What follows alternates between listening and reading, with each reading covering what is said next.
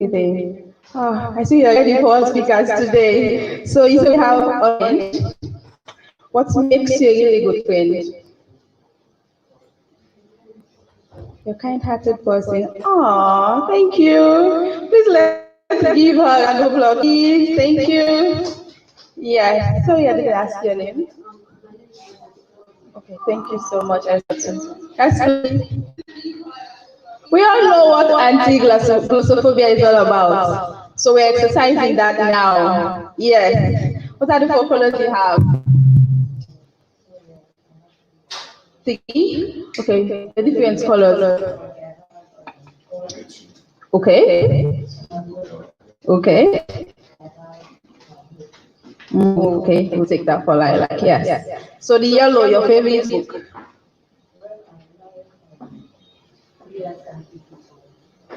Okay. Okay. The orange, what makes you a really good friend? A good friend.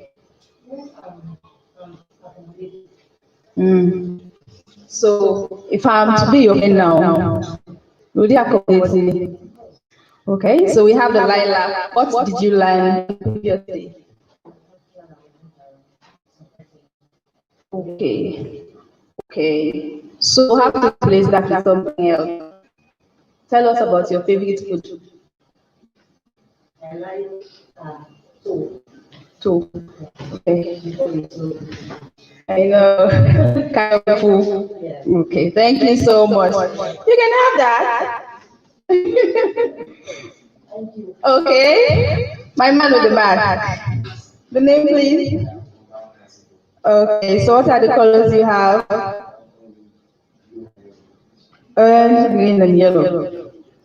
I see yellow is going. So what's your favorite book? Okay. I would have loved to ask what is it about? Green, what do you do at your leisure time? Hmm. Orange, what makes you a good friend?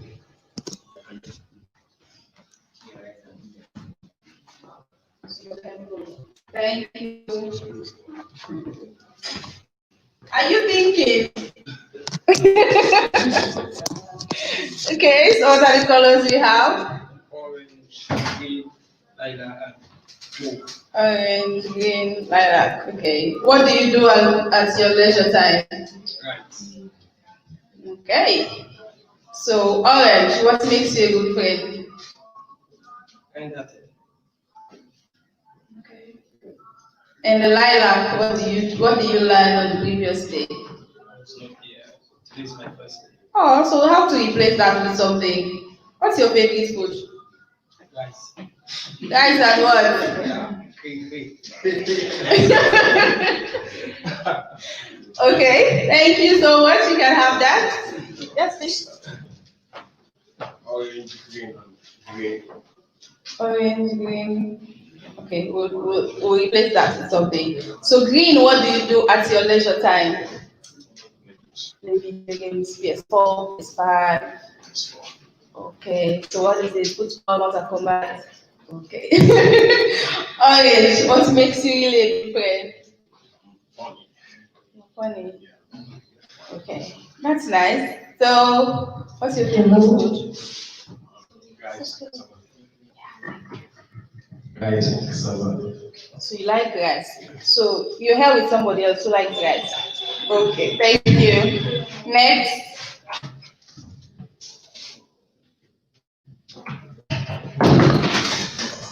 Be careful.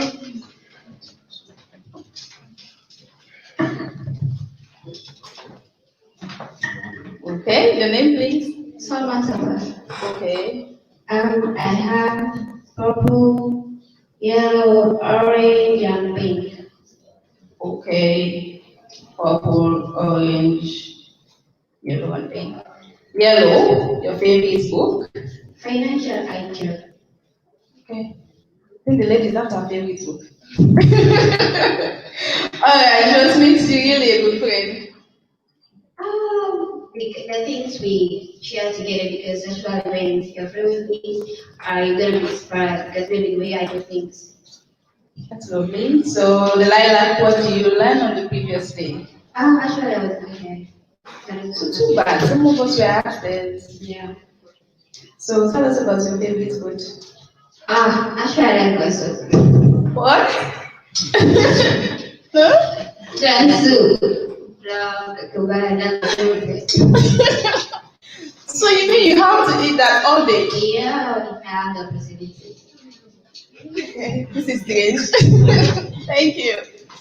Yes, please.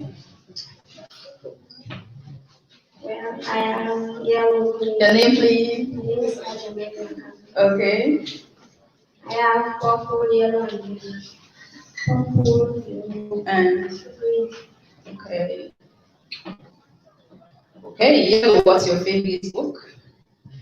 The farmer and his dog. So green. What do you do at your leisure time?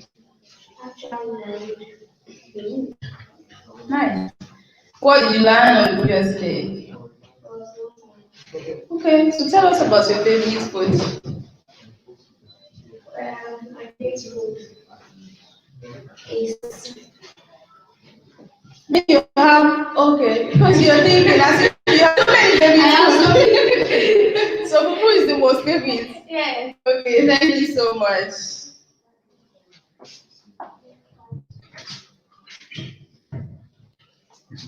My name is Abdullah Bonofa. Okay. I have yellow, orange, and blue.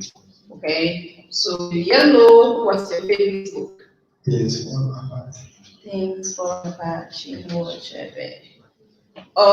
Green, what do you do at your leisure time? I have green, Which one is it? Orange. orange, Okay. What makes you a good friend? very accommodating. Okay. So we have two people that are accommodating here. Okay. So tell us about your favorite food. Rice, Rice and what? rice and cassava leaf.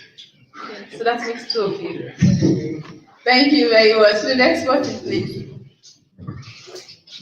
This one is yellow, Yes, please. green, Yeah. orange, and black. Yeah. Okay. So what do you do at your leisure time? Green games, Which one? football games. You already know you have a partner now. Okay. What makes you a good friend? By joking. We are almost twins. We share video games and you both are funny. Okay, so for the orange, what's your favorite pet? Cat. Thank you. Next person.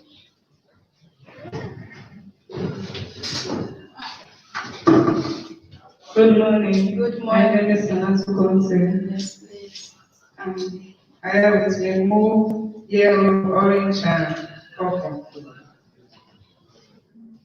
Okay. Okay. What's your favorite book? Business adventures. Okay, that you're saying your Gina, the type of books you like. So do you have a particular one? Okay, so it means you just like adventurous books. And okay. So what makes you a good friend? Um, I'm a nice person. So you're going to be nice to everybody here. Yeah. Okay. So what did you learn on the previous day? If you're Yeah. not here. So what's your favorite pet? I don't think I have to teach you because I'm scared of dogs. Thank you. Good morning. Good morning. The name, please. My name, Okay. I have with me yellow, green, and green. Green. Yeah, green, yellow, and green. Okay. So, I didn't notice I have green. Okay. What's your favorite book? Alternative development, the pathway to success in Sierra Leone. I've seen that one. So, what did you do at your leisure time? I read a lot and I talk a lot. Nice. So, can you tell us about your favorite food? Cassava leaf and rice, beans and rice, fufu, bobo, and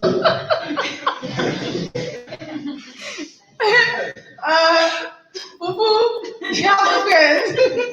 So, if we have to share fufu, at least you have a friend now. I think the only different thing here is you have so many favorite foods, so you can't deny anyone. That's not bad. Thank you. You're welcome. Can I? Yes, please. You can. Science and English. Okay. Green, yellow, and blue. Green, yellow, and okay. Your favorite book? Guardian Angel. Okay. So, what do you do at your leisure time? Listening music, love songs. Okay. So, can you tell us about your favorite book? Beans, oil. So, you have too many? So many. So many. Okay. So, next, please. Thank you. My name is Christopher.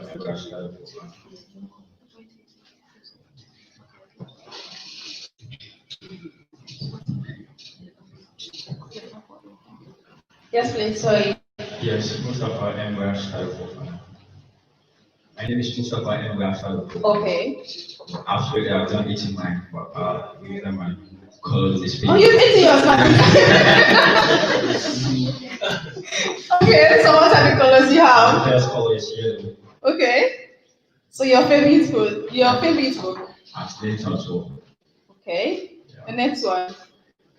Blue. Blue. Yeah. What do you expect to learn today? Because I was going to visit for weeks, so I'm expecting much. Much. Can you be just specific? Yeah, I'm expecting a good out of this program today for me to become a proficient speaker in front of so many people. Okay. Thank you. So, next one? Sorry. Yes. What makes you different? Um, Good attitude and full of sharing. Okay. Yeah. So, Um, more. yeah. What did you learn on the previous day? Now this is my first attendance. Okay. Yeah. So, amongst all the ones that have lilac, nobody was here the previous day. It's Yeah. not bad. So, thank you so much. So, we have our first speaker, Cecil Charles Thompson, a president at the Sierra Literary Club, communications coordinator, chosen. Generation Estelle, he is an author, a poet, speaker, leadership consultant, and an entrepreneur. He will be telling us on poetry. So we're now welcoming Mr. Cecil Charles Thompson.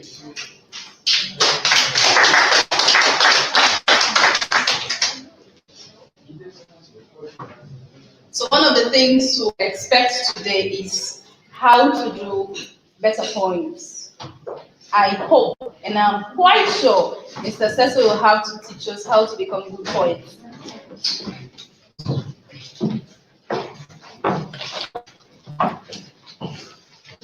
Thank you.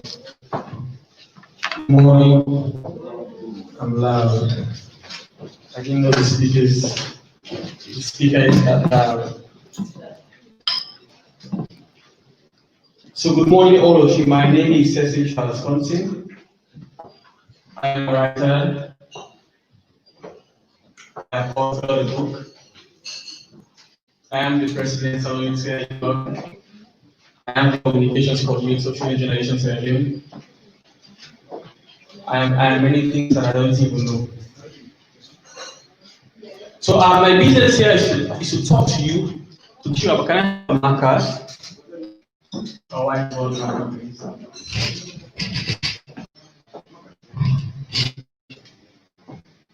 Behind, okay.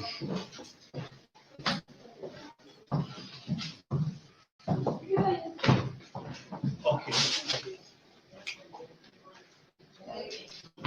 Thank you very much. Pointing. I'm here to teach you about pointing. What is pointing? What do we mean by pointing? If you could take a look at the project, so you will find poetry as a tool of expression. What is written never dies. Poetry as a tool of expression. Who is here that can tell me what we mean by poetry as a tool of expression? What do we understand? What is our appreciation for the context poetry as a tool of expression? Anyone here? Anything about poetry? What do you understand about poetry? So I know we have the foundation. I know where to pick it up from.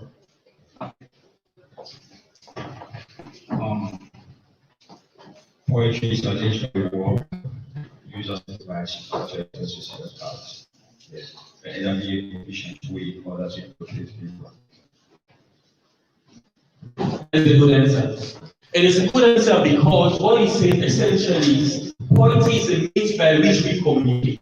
It is a means by which we express our feelings, our emotions. It is a means, it is a tool by which other people learn what we want through our mind. If you can take a look at my definition of poetry, the next slide, please. I have said for me, poetry is a spontaneous overflow of emotions scribbled to feed the soul. The soul here means the mind. The mind is the same as the soul. Your mind is your soul is your mind. But whatsoever it is that comes from you spontaneously, that emotion, that hate, that love, that anger, whatsoever it is that comes from you, that you pen down.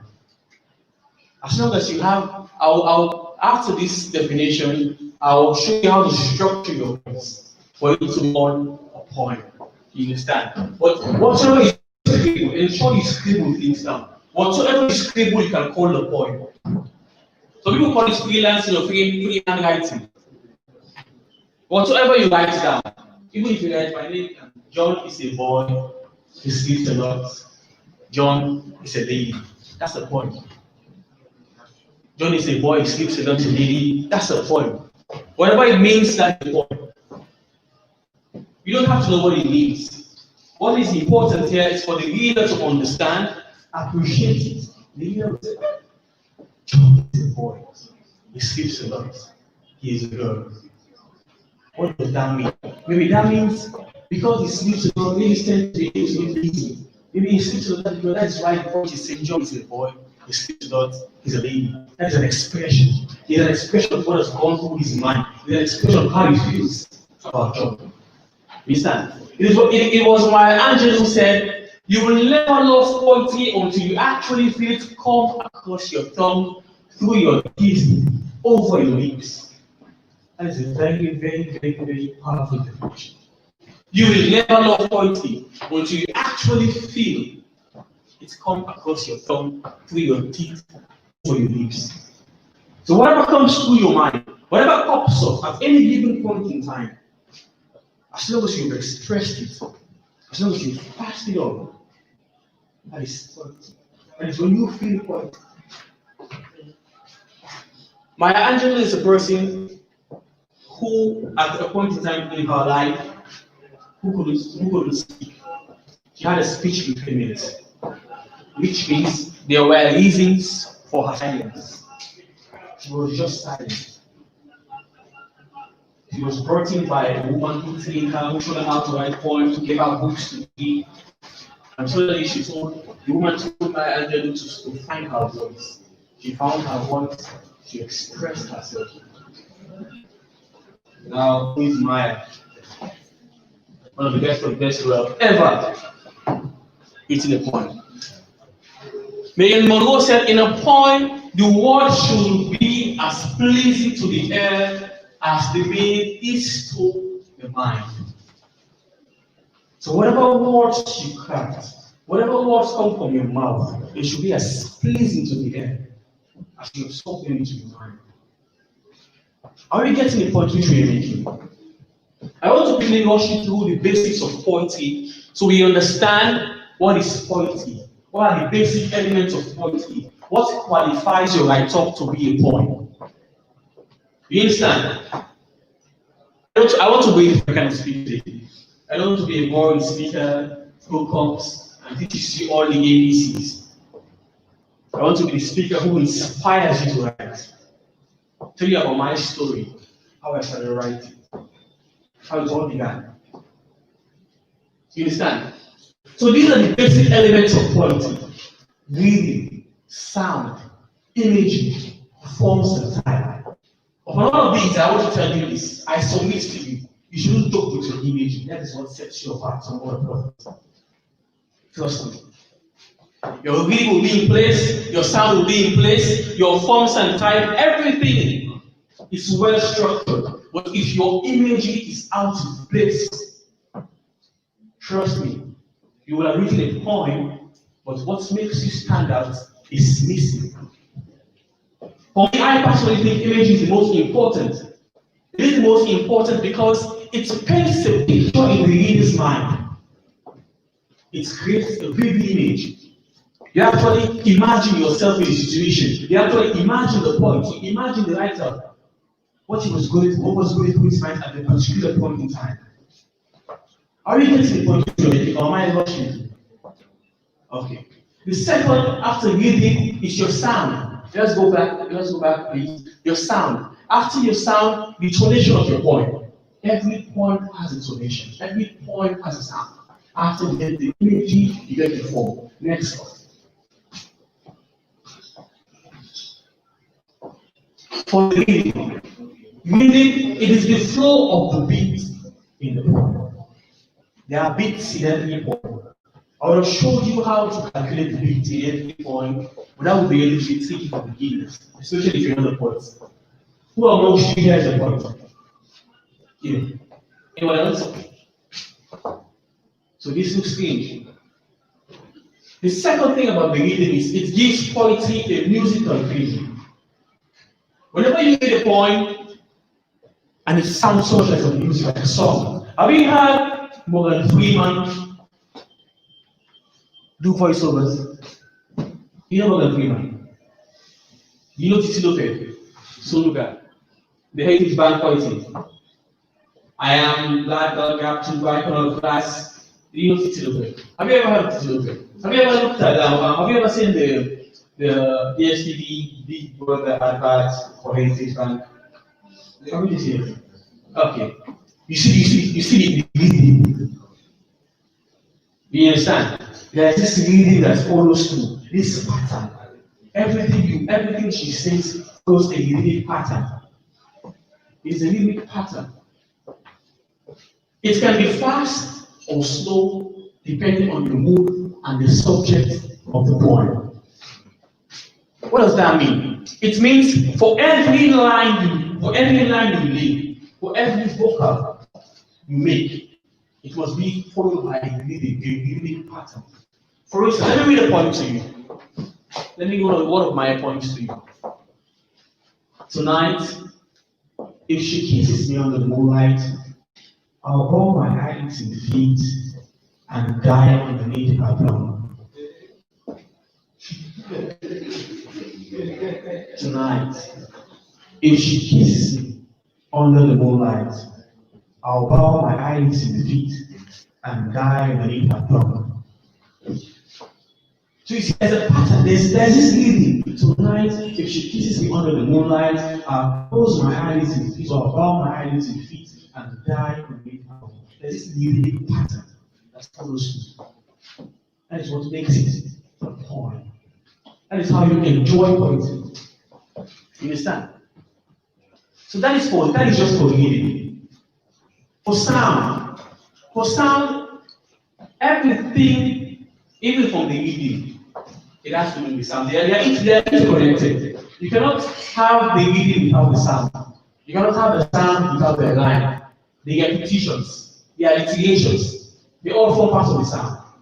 You understand? These are few literary devices, literary expressions that have what alliteration, onomatopoeia, and repetition for you to simply understand the basics, the fundamentals, the foundation of poetry. You understand? For line, they are words that end with the same sound. Heart in the heart. Heart, heart. Different words, same sound. Are you getting what you mean? For repetition, it occurs when poets repeat words, phrases, or lines in their poem. So if I say, I am a man, I am a man, I am a man, and I die, that is repetition. I am a man, I am a man, I am a man, and I die. That is repetition. These are the essentials. These are what makes your poem a poem. These are what makes your poem stand out. You understand? And this repetition is so important because it creates a pattern. It strengthens the ideas, feelings, and the mood in a poem. So what did we say earlier when I started? I said poetry is a spontaneous overflow of emotions. So these repetitions strengthen that idea, that feeling, and the mood. Are we just in the conclusion? It increases the reading. I spoke about reading earlier. You understand? And I did mention that readings are very good and actually important in every poem. I'm not saying when you're writing your poem, you should begin to check for your reading, check for your line, check for your repetitions, check for your alliteration. Just write what comes to mind. That's why I started by telling you that poetry is spontaneous. What do we mean by spontaneous? What do we mean? I mean anything that comes out freely. Anything that comes out freely. Anything that comes freely. Speedily, efficiently, it's spontaneous. Alliteration. It is the repeat of the first consonant sound in words. I give an example. Peter Piper picked a peck of pickled papers. This is an alliteration. Understand? If you say bumblebee, it's a poem. It's an alliteration. You understand? For some of you write songs. Some of you may not necessarily write poetry. Some of you write songs. You write short stories. You understand? And you want your lyrics to have this form of alliteration. That is what makes it sweet, right? Makes it enticing. When somebody listens to a song here, it's a lyrical behind. You call it rhyming songs. You understand? Onomatopoeia are the words that represent the actual sound of something. Raindrops or thunder booms. When you say thunder booms, of course, thunder booms. You understand? It's words, yes. When you say thunder booms, it's not inconsistent. It is the consonants with the word thunder. Because practically, when you thunder words, you hear that's what you get from the thunder. These are the basics that school pupils, even college students don't even know. These are the simple, basic elements. So the next slide, I'll talk about the figurative language. Figurative language or figures of speech are tools that writers use to create images or paint pictures in your mind. I spoke about images earlier. So yes, you can't write a poem without images. It is the image that makes it stand out. It is the image that makes it create an idea in the reader's mind.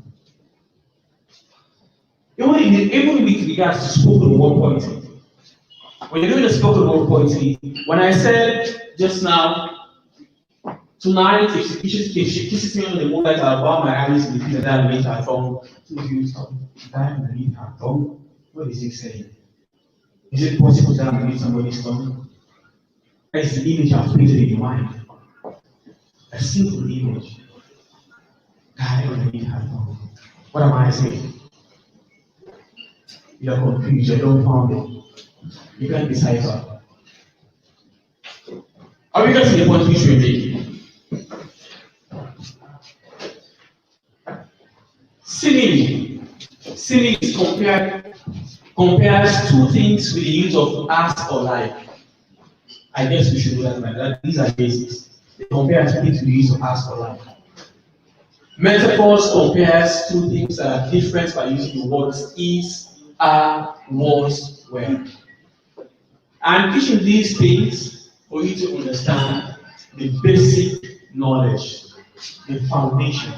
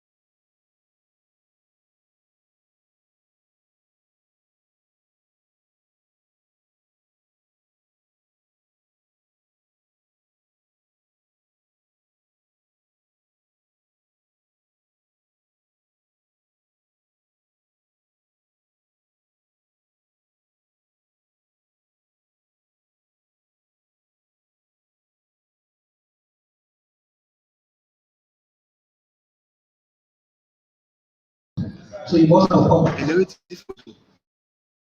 communicating. The previous speaker spoke about how you should, how you try to find your voice, correct? Finding your voice, you mentioned seven key trainer. That's why I was asking, I was listening.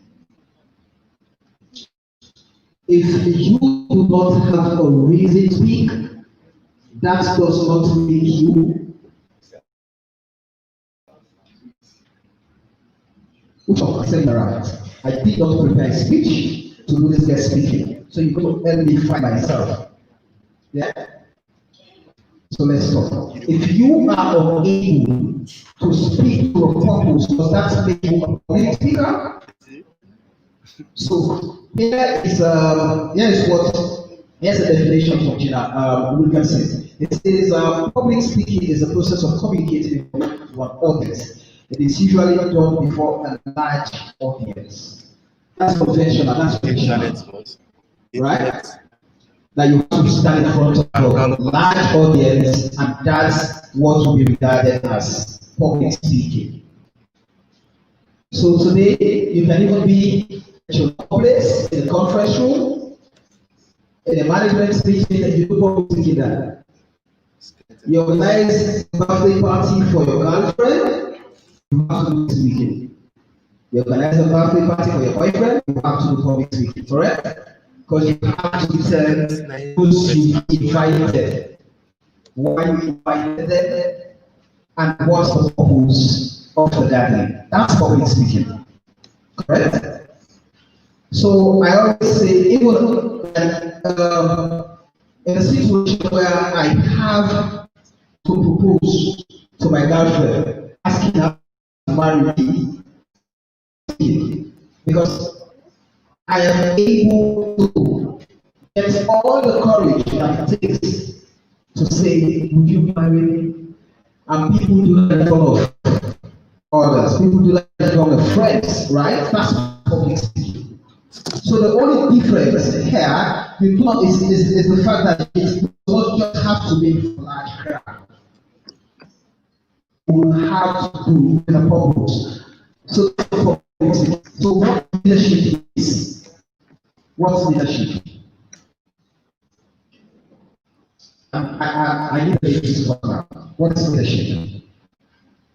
What is leadership?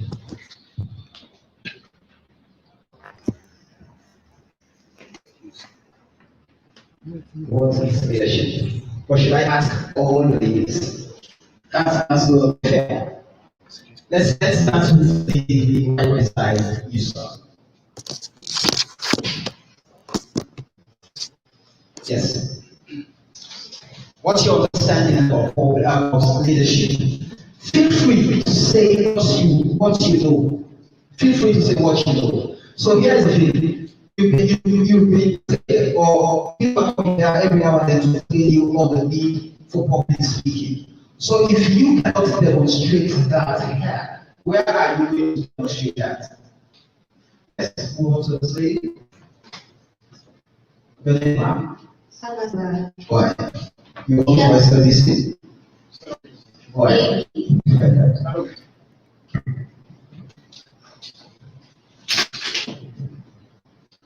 In my understanding, leadership is the act of motivating people in other ways of. Okay, leadership is the way of motivating people for them to achieve their common goals on the future. Thank you, Samantha. Thank you, Samantha. Leadership is not to motivate people.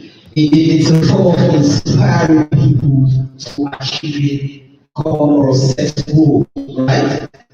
That's what leadership is about. Now, can you achieve fast goal by not being a public speaker?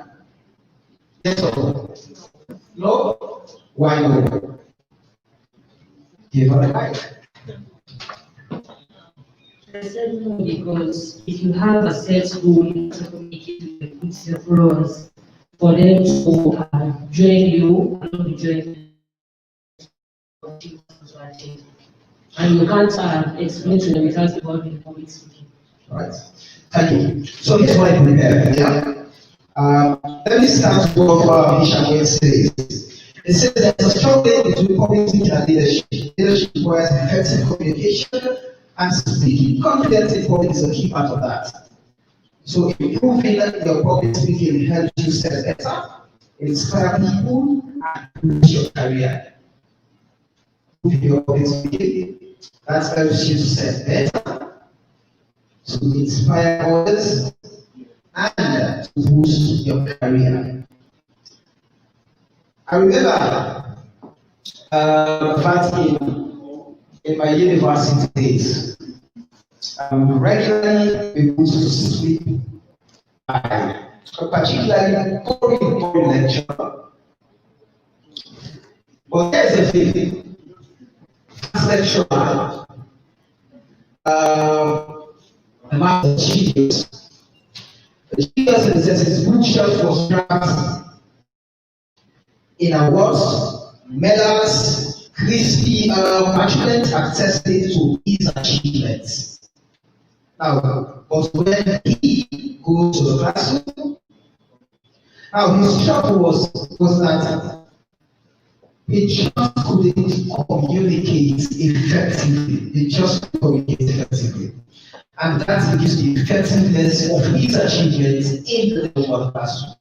So imagine you have people who've won awards, people when you see their picture, well dressed in awards for being genius, but how do they translate their achievements into inspiring others, boosting their careers is always a crisis, simply because they lack the tool of communication. They cannot communicate effectively.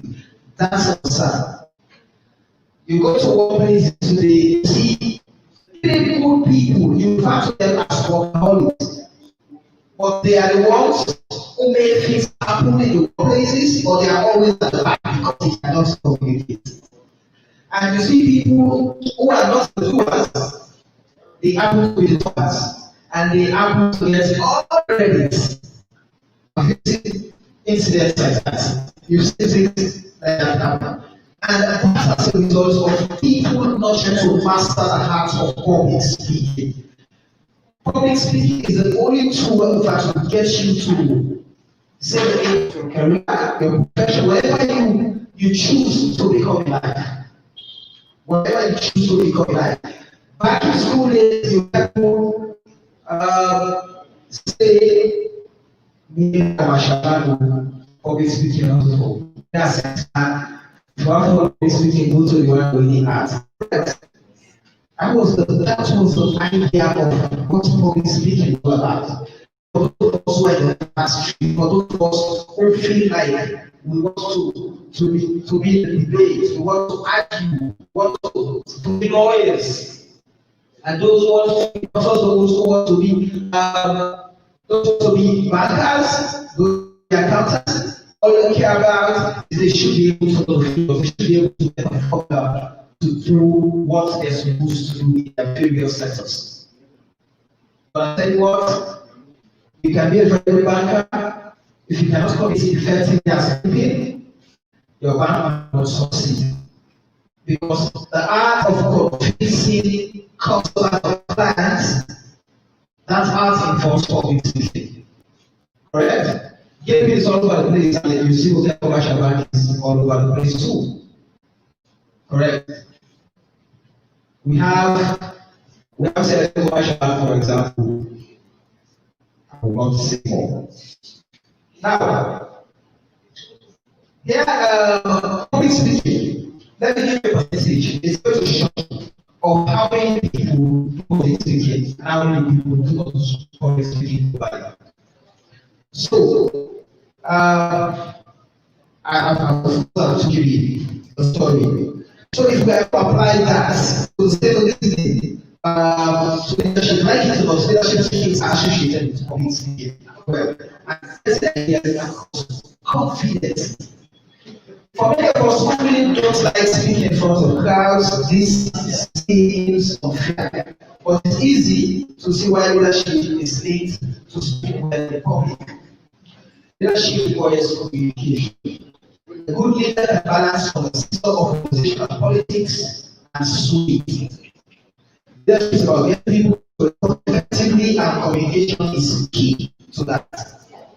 And the ability to articulate ideas effectively is speech is the cornerstone of communication. Hence, one ancient Greeks called rhetoric. Rhetoric. The ancient Greeks called it the heart of winning the soul by discourse. The heart of winning the soul by discourse. So many times we have activists, advocates say, oh, we are tired of rhetoric. It's a very effective tool. It's a very effective tool. If you're good with your blog, if you're good with your words, if you can convince the public, then it's a tool you definitely want to use. Right? So we have to appreciate that information is power. And how to get information is through somebody who can effectively communicate or articulate those things to you. And when you are aware, when you are informed, you are better placed to make informed decisions that will better your life, that will better your community, and better society. Correct? So, and then there's this skill that individual communication is the most important skill any leader can possess. It's the most important skill any leader can possess. And you know because it's a charismatic successful fashion brand. Now, that's something from nothing. How do you get this brand in the market? Some will say through advertising, some will say through public relations, but all those things are part of an effective communication strategy. And an effective package that with just one tool. That's public speaking. That's public speaking. So sometimes you hear people say, I've done this, I've done that, I've done this, I've done that, and there's no results. What have you done outside just preparing what you do? What have you done outside just writing the books? Have you been talking about your books? Have you got people to understand that your books are available? Your books will change lives, your books will change society. Have you been able to communicate that? That's where leadership starts. So you can possess all the ideas, you can have them, but if you decide to keep all those ideas, they are better of those ideas. And at the end of the day, you do not succeed in what you do. You still want to blame Sierra Leoneans as Sierra Leoneans are patronizing. But as Sierra Leoneans are aware of what you are doing, how do you effectively pass on the information of what you are doing? We have students who are very good at we see some of those students with their fellow students. They communicate pretty well, but they have this. And students going for those things.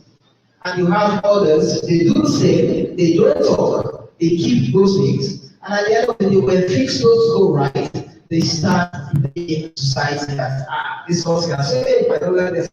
But that's not the reality. The reality is you do not sell what you have. And how do you sell what you have? It's by letting people go.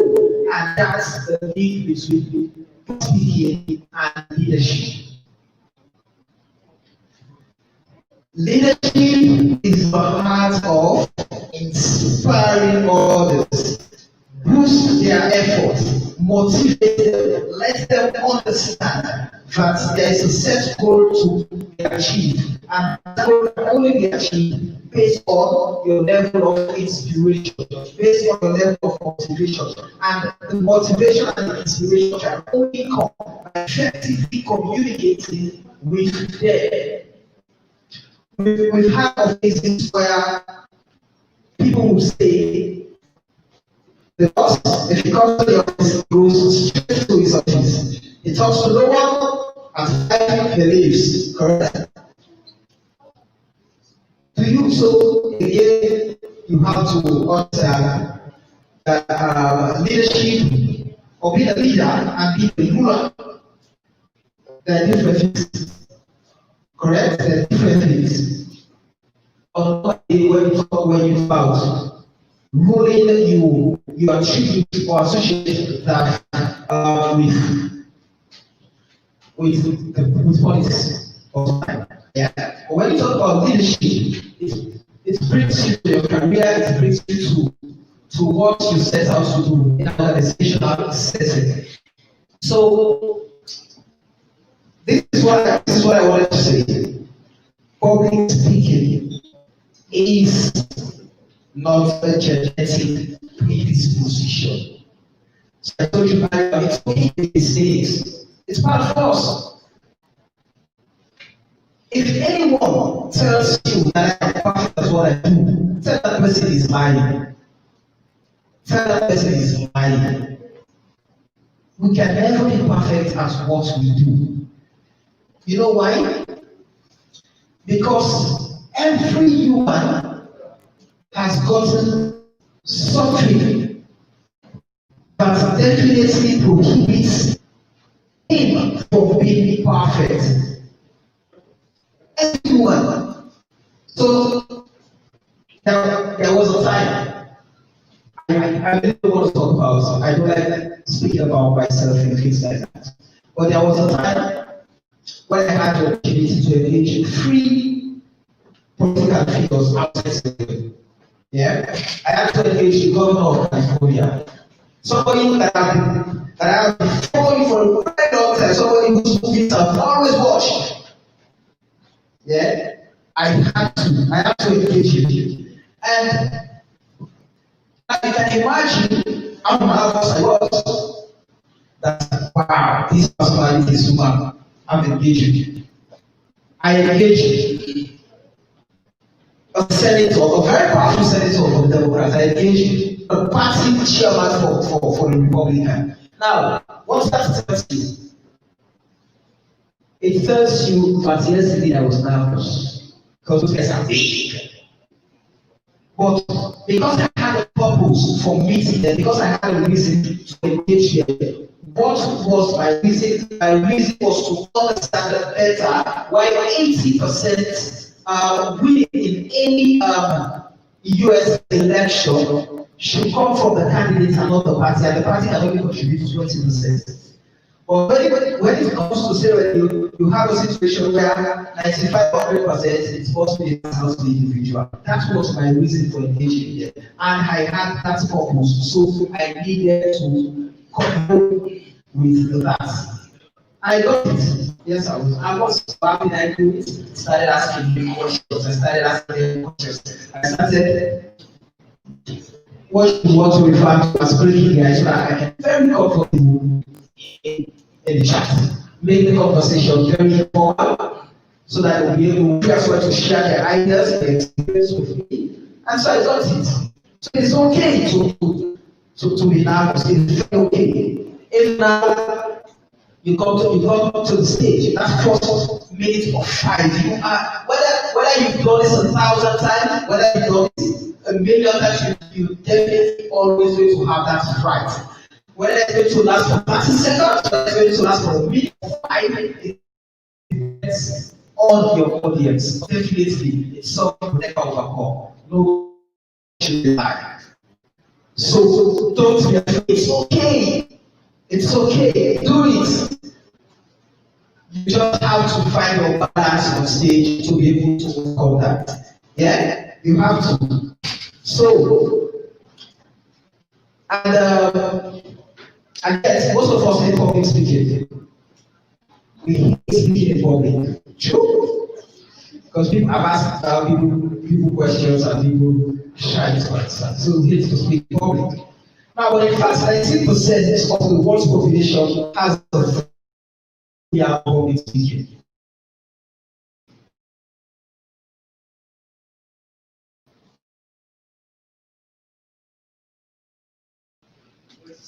19%. So as do every 3 out of every 4 people, they face speech anxiety. So you have to understand that. So here's the thing I want to leave you guys with. Communication is a skill that you can learn. It's like riding a bicycle. If you're going to work at it, you can rapidly improve the quality of every part of your public speaking. It's a genetic predisposition.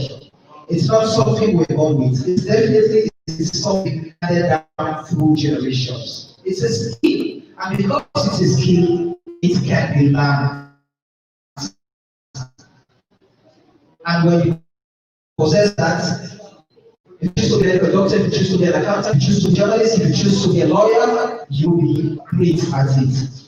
You will be recognized because of what you do, and can only be recognized if you possess the heart of public speaking. Unfortunately, you do not have the opportunity to ask me questions because I'm not a trainer. I'm here to get speaking. So I thank the organizers for you guys for putting on a fire. What is the clarification? Something we will spend a minute or we'll ask the organizers to do it. Do we need any clarification? Yes. Over the years, I've been listening to many speakers. Few months back, I listened and I watched the programs you engage many people, and let's set aside. Let me put you particularly. You said it is okay to be nervous sometimes, but it's not your personal. That means I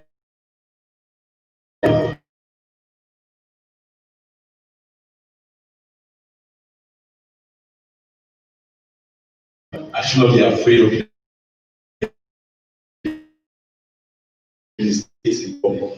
Okay, because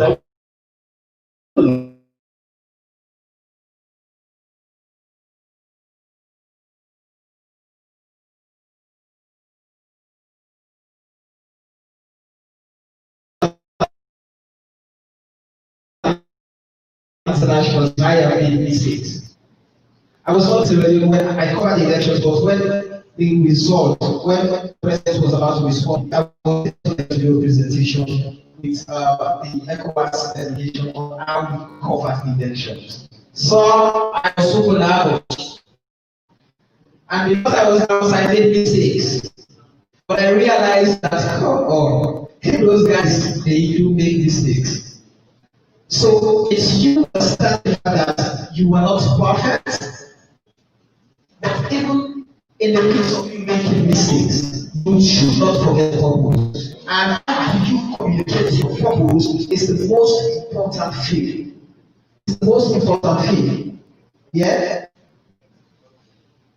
You have people say, you can teach an Englishman English. Do you know that? You can teach an English. Which means, even Englishman does not have command, because that's the biggest fear we have in the language. Do we have command over the language? That's the thing, that's what causes the mistakes we make most times. Because we want to be perfect with English.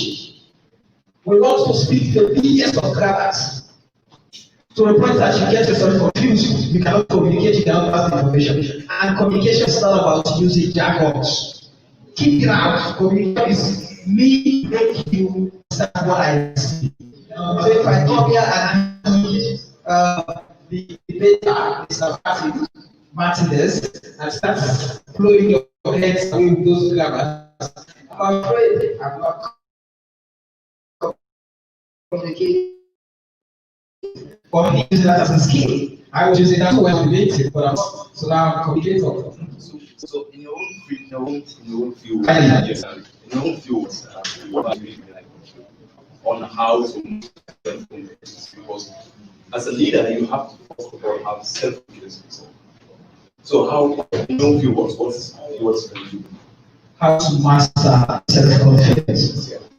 First of all, you have to understand the topic you ever want to speak. You have to understand that. It's only when you understand what you want to talk about you will definitely confident to speak about that. You always have to research and understand your audience. Understand your audience. I never going to speak to you guys. I was not going to be my English presenting that. That alone would have been meditated. You know that. So you have to understand your audience. And when you understand your audience, it's part of resonating with them, feeling and getting what they are thinking when you are speaking. Sometimes you will be speaking and this guy will play with your phones.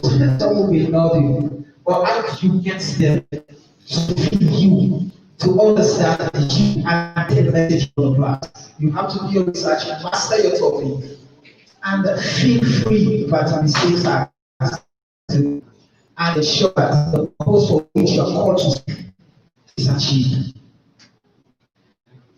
All right, guys, thank you very much.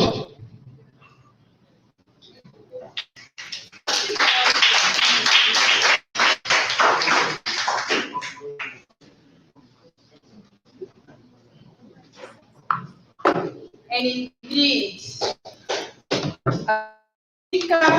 and the leader did the canvas. If you do understand those things, then exactly we're going to know exactly what we want and what we want to do. Might be a leader, not a good speaker, or not a good motivational speaker. So we say thank you, Mr. Bangura. We'll be having a virtual guest speaker.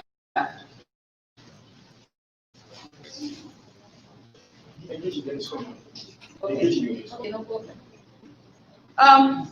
Yes, we've had two speakers. One on public speaking, a gainer and a speaker. One on public speaking, the other on points. What exactly do we learn? Some of us have been asking so many questions, and I know we've learned so many things since 9:30 and now 11:16. Some of us were typing. Isn't this that is pulling us down? So I actually need one or two volunteers to just help us out. Some of us came late, some of us were here this morning, and I know some people can help us. I had Mr. Backing of the ladies. Ladies, be shouting, you man. Take me proud, please. Hmm? Big guys, I know you're here to cover up us, so please do something. Okay. So what exactly? What do we want to learn? What do we learn? Or we need some smart again to help us talk. Eh? I thought we need some smart. So do we have in here? Do we have points? People that are writing points, people that are free handwriting. Do free hand? Okay. Thank God we have a volunteer. So it means you've been brainstorming. Can you help me? Okay, thank you very much, Oba. I wonder that from is able to speak on public speaking. There are certain times that the child of public speaking that people are not easy fear of public speaking. But it comes again with a mechanics of understanding the topic in which they are going to present. For example, somebody is called on a particular issue of business. That person might be somebody that is fluent in public as a master of public speaking. Okay. But because he doesn't prepare well, much research has not been done. And maybe the audience that are watching the for the first time would think that one is not public speaking. So there's a link.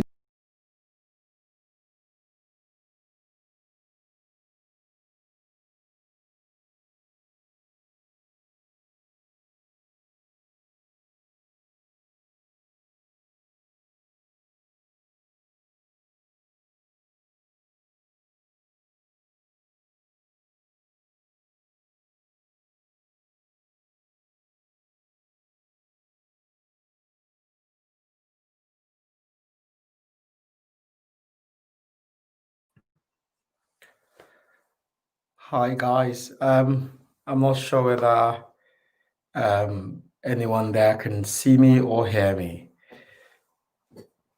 Can I just get like a confirmation that this is working?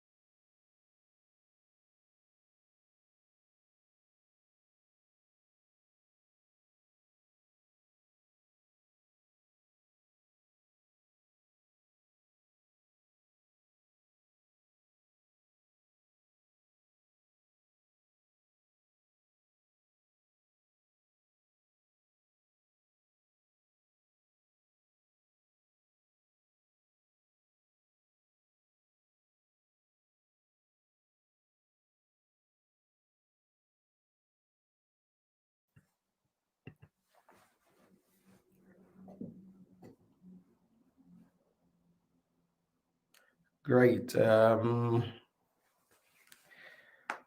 everybody. Hello, everyone. I'm not sure. Well, I'm pretty sure you can all see me now. I just want to. I'm not sure when I should start.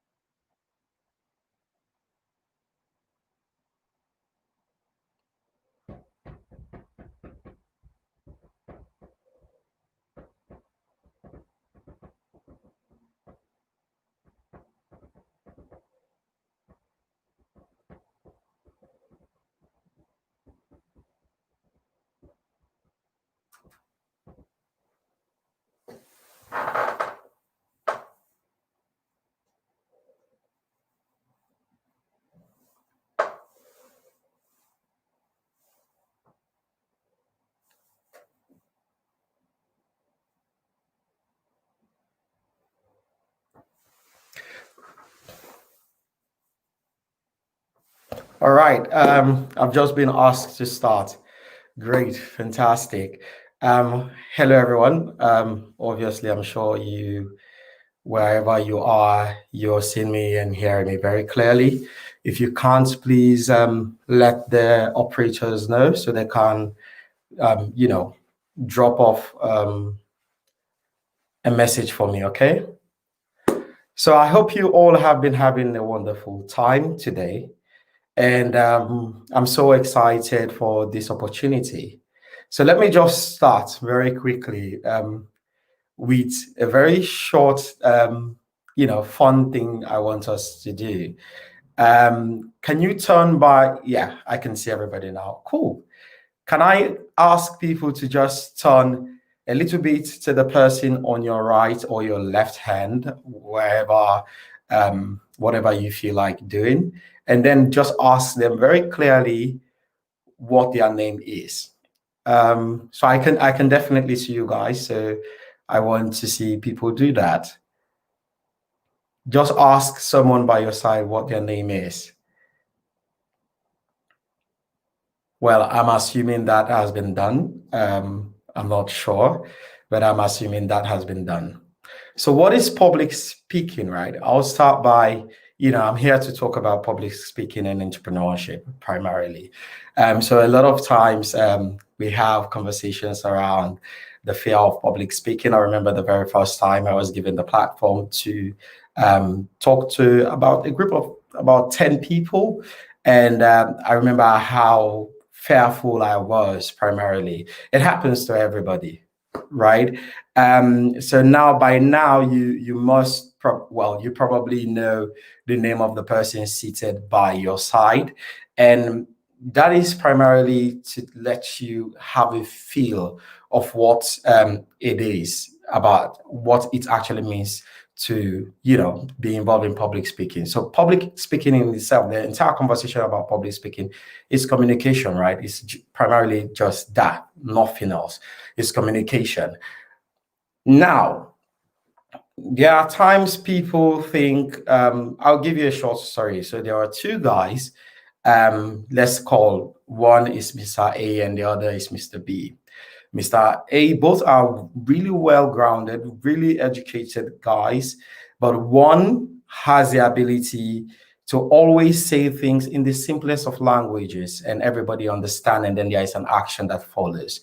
The other actually have the problem of breaking down huge terms, right?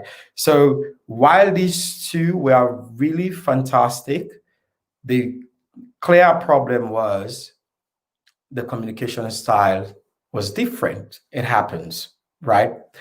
So primarily what that means is most times when you get up to speak to people, you have to understand, you have to ask yourself questions with regards to, are you making sense? Are you communicating to people? Now, every one of us seated here today have been given some form of gift, right?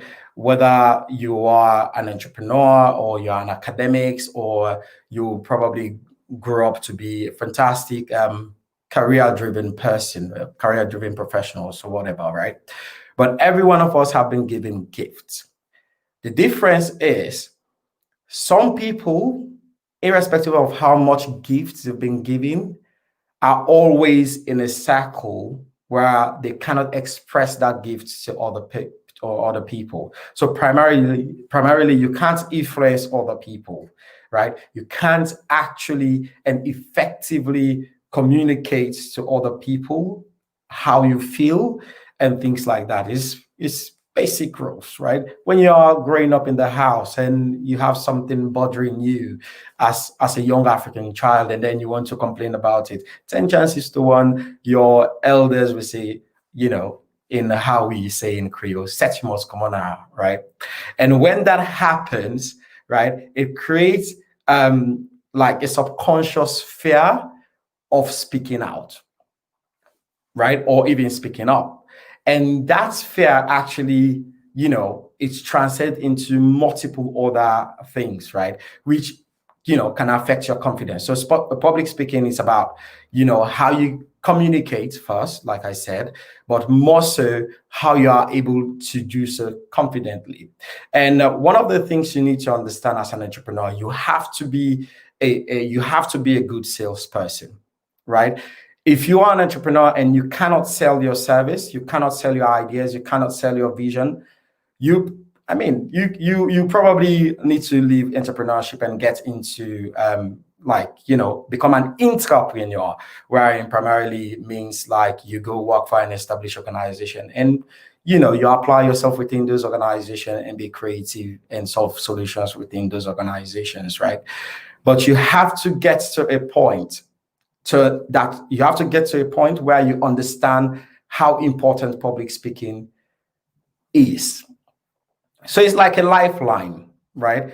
Every human being at one stage in your life will have to speak up about something if at all you are hoping to communicate to people, to follow your actions, to understand your actions, to understand where you're coming from, to understand primarily what it means or what drives you.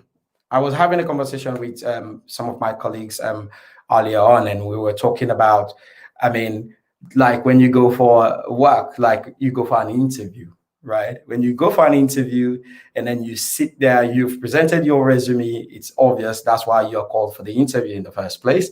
And then you are seated in front of your interviewer and then you are being asked all of these questions, right?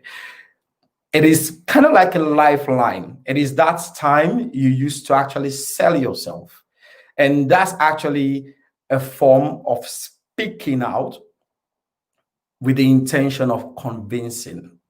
So I've seen, like I was on the show with Martin the other day, and I was talking to him. Like I've seen people think, oh, public speaking is not for me. It's not important, right? And people are just comfortable with their lives. Like they don't speak up, they don't do anything, and they call themselves entrepreneurs. 90% of those people will fail, right? Unless otherwise you have actually co-founded your business with someone who is an excellent salesperson. And to be a salesperson, even if you have a co-founder that is an excellent marketing strategist or salesperson, you as the founder of the company needs to be a salesperson. And to be a salesperson, it means you have to be confident. You have to be able to engage people, to sell people on your ideas, to sell people on the things that makes you tick and the things that makes your idea the go-to idea or your products the best products out there, right? So I was in a situation at one stage in my life wherein I was entering into a deal, right? And the place was filled with people.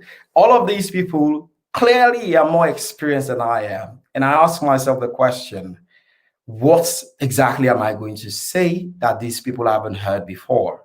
And how am I going to convince them, right? And I realized that, by the way, just so you know, that really went really horrible, right? It was really, really terrible. But then I realized that one of the mistakes I made going into that meeting is I haven't rehearsed what I was going to say. And because I did not rehearse what I was going to say, I was absolutely in a space wherein I lacked the confidence, I lacked the passion, I lacked everything that should prepare me for that opportunity. So why am I giving you this backstory, right? So as an entrepreneur myself, I've lived a very strong path that actually develops me on a step-to-step and step-by-step basis on how to be able to, communicate my ideas, communicate where I'm coming from and my position very clearly.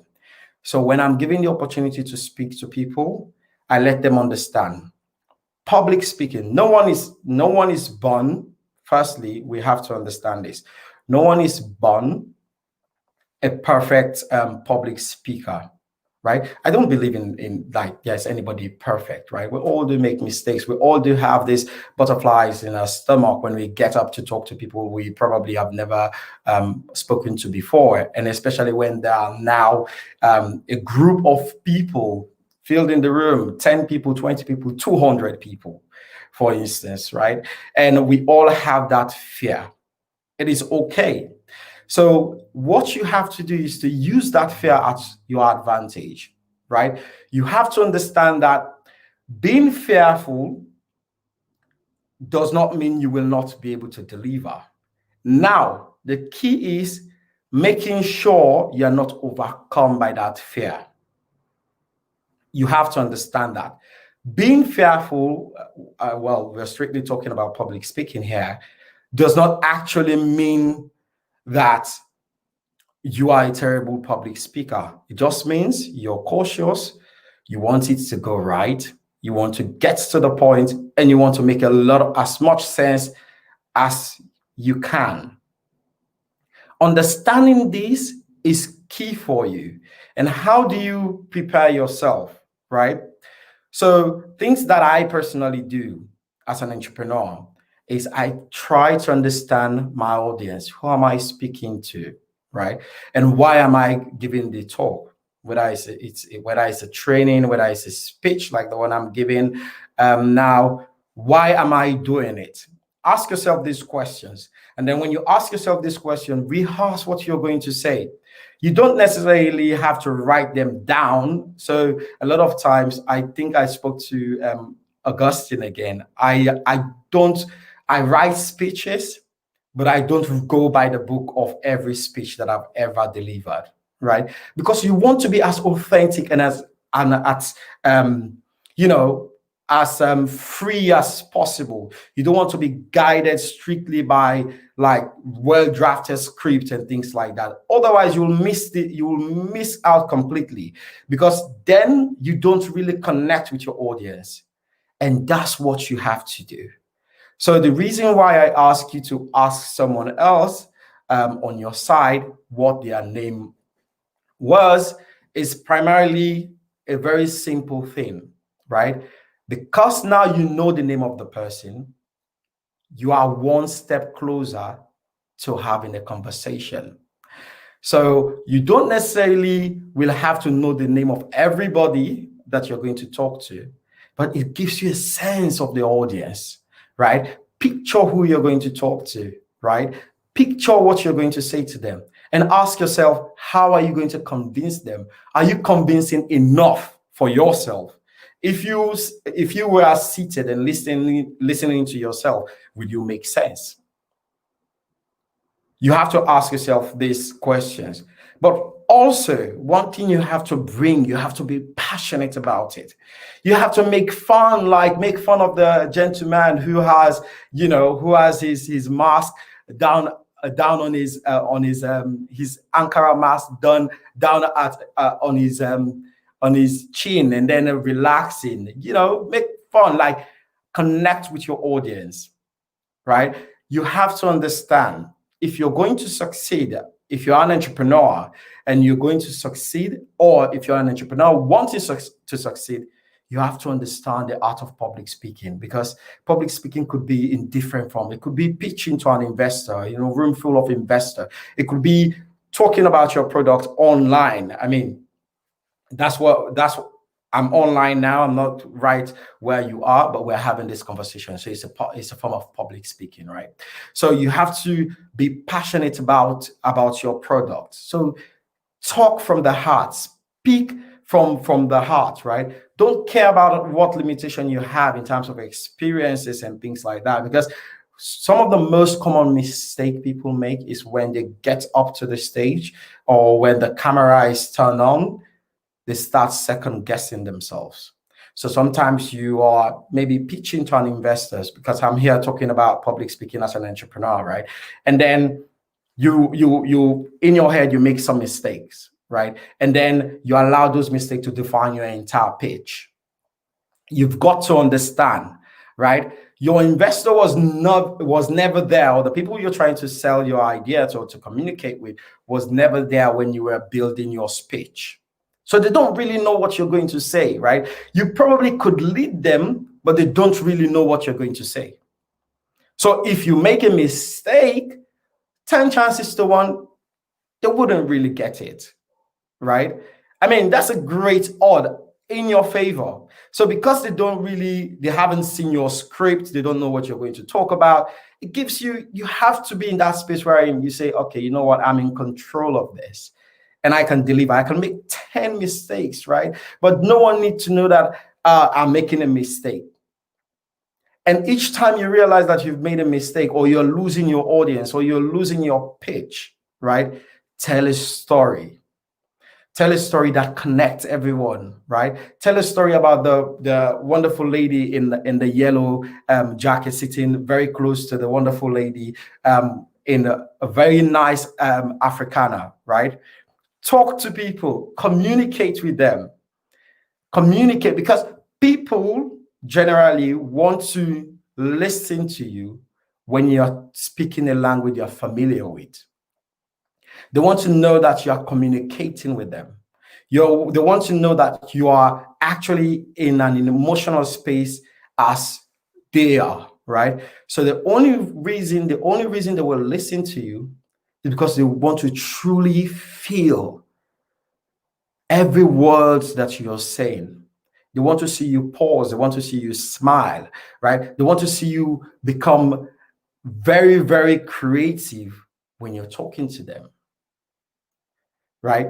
So you've got to understand that without public speaking, whether you're an entrepreneur or not, you probably will never be able to pass an interview, for instance, because you're going there to sell yourself. So you have to really, really be able to dive in there, reach very deeply, and talk about what drives you. So most organizations that hire people, step number 1 is they actually invite you over for an interview because they feel like, your experience matches what they're trying to, what the job description is. But now they want to see how you can express yourself. They want to ask you questions, how you can fit into the culture of the organization. And there's only one way for you to be able to do that. And that is for you to effectively sell yourself. So bring your game on. I mean, when you want to get down into serious business, right, you have to have public speaking to back you. You probably will not use all of the skills you've learned here today, next week, or the week after, or even maybe in a month or 2 months. But rest assured, guys, you're going to have to use it. You're going to have to come with all of these skills and more. And you've got to be able to be in a space where you can communicate with people, where you can energize them, where you can talk about things that are common. I have seen most times. So I'm sorry, guys, I'm just sharing my experiences. So I've been in a situation. I was in a situation recently. I was invited to give a talk at a certain university, and I sat there and I could look at all of the audience, right? All of the predecessors that were sitting were exactly where I was seated at that point, right? We are, fantastic people that have done amazing stuff around the world, right? They, you can name them, right? Dangote have been there, Osibanjo of Nigeria, Isabella Dos Santos, all of these guys have been there. And I'm just this young guy coming from Freetown for the very first time. This was my first gig.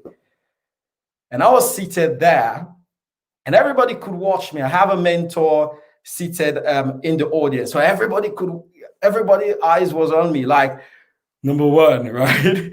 So the first thing first, what am I going to say that would make sense? I was moderating this conversation, but what question am I going to ask?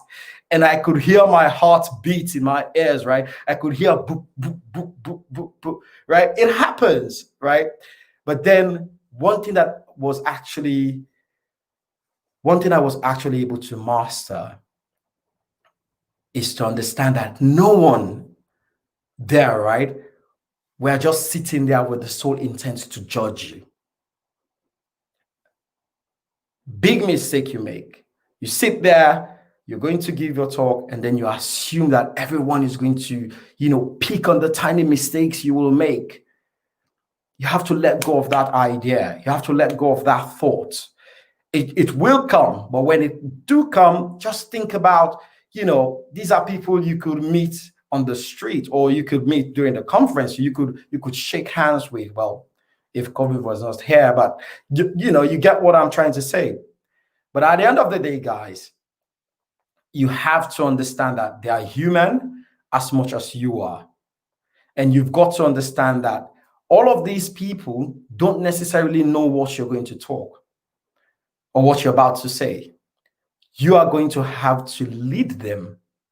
You've got to be able to control the conversation.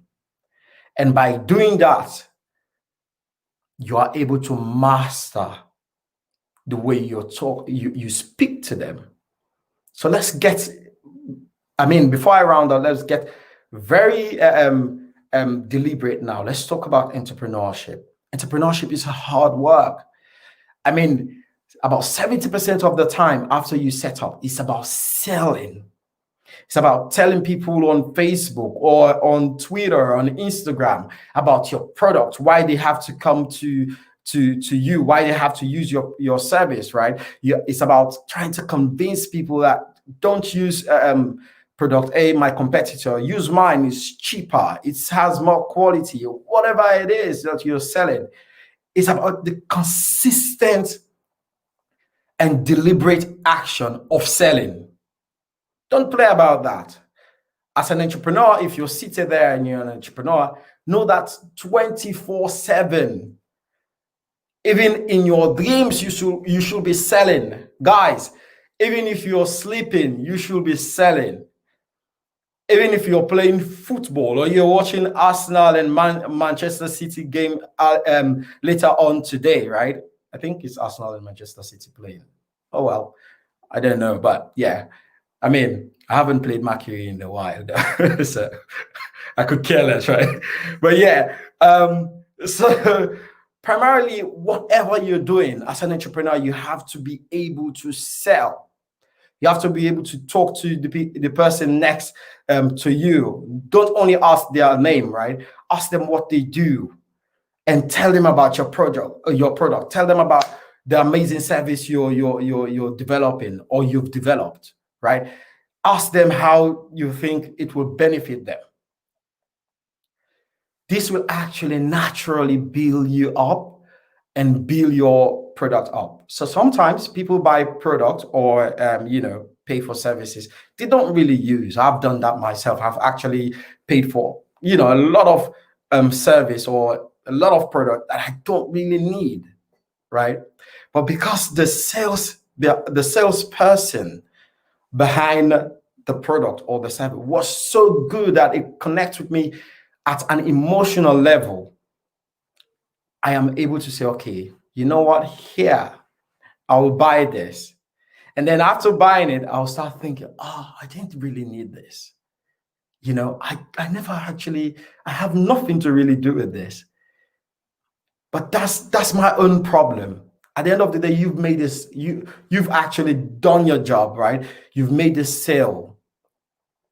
So as an entrepreneur, guys, I understand how hard it is. We talk about, a lot of barriers to finances and whatever it is that you talk about, right?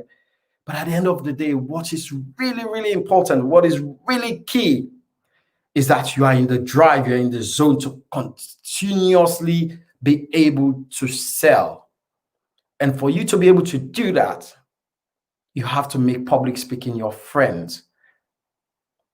And how do you make public speaking your friend? Talk to yourself in the morning. Wake up, tiny bit of affirmation. Wake up in the morning and tell yourself how awesome you are, how wonderful your day is going to be, right? How eloquently you speak. trick your brain into believing that you are those words that you speak about yourself. So at the end of the day, you build your confidence to talk to anybody. So there's I don't really feel there is anybody in the world who will do well speaking to a group of people or whatever it is without being confident about who they are or what they are saying. Right? So unless you are in that position where you believe in yourself, you're confident in what you have, you're going to do a horrible job, whether in selling your business, whether in communicating how you feel with your employees, or if you're an employer, whether you're going to be able to talk during staff meetings, whatever it is, wherever you find yourself, you're going to be in a position where you have to speak out. You have to speak up. I mean, I'm pretty sure that the lady in the yellow with the Ankara mask is pretty maybe at this time Googling on her phone about public speaking and things like that, and some of the tips, right? Yes, guys, I can see you. I can definitely see you, right? But at the end of the day, that's what really matters. What really, really matters is your ability to understand the importance public speaking will have in your life, and to understand the influence that you can be armed with as a public speaker. When you're talking to people, everybody is seated there listening to you. And everybody in their head and in their minds are thinking, number one, who is he? Or who is she? Number two, what are they saying? And how does that make sense to me? Number three, what practical experience will I gain from all of the big words or the many sentences or phrases he said, right? Or she said, right? That's the key. So the moment you are able to track those down, highlight those, and rehearse them to yourself and speak directly to yourself in the mirror, you will have a hard time. I mean, let's talk about some of we did football, business, or argue. Hey, big sister and housemates, they're going right now. What is you don't now pala them or they watch housemates or big sister? I'm not saying sharp, you understand? That's actually a form of public speaking because you are in your zone, you are in, you're in that space. You probably think it's private, but at the end of the day, you're talking with people, you're voicing your opinion out, you're having that interaction with family, friends, or whatever it is. That's the same zone you need to be when you're talking to anybody, when you're trying to sell, when you're trying to talk to anybody outside of your private circle. And being able to do that automatically means you're able to build the confidence required for public speaking. I mean, thank you very much. I wish we had a longer time than this, but yeah, thank you very much. Again, my name is Sidi Saka. Thank you, guys. I can see my friend there, Masire. Everybody else, have a wonderful day, and I hope to see you at the top. Bye.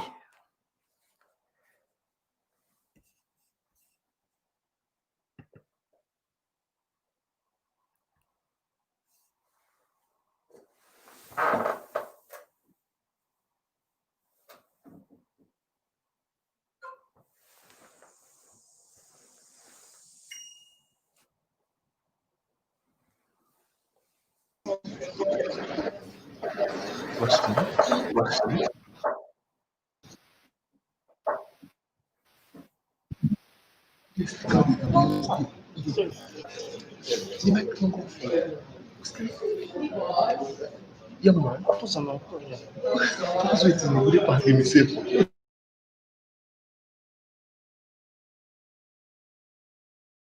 So,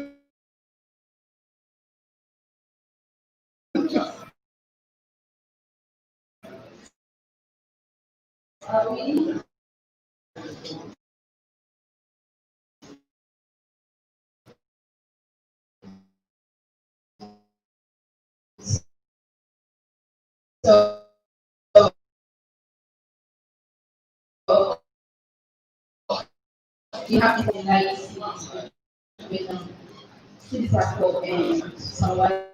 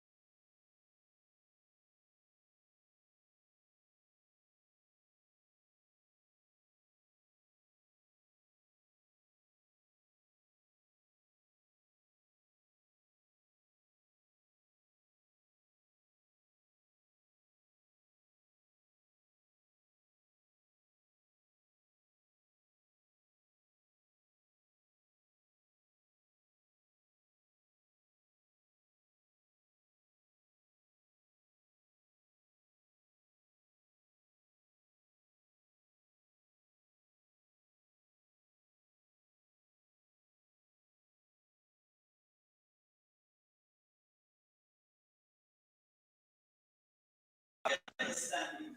And at times again, another thing, while we are preparing, just we go to the podium and we actually totally forget what we want to say.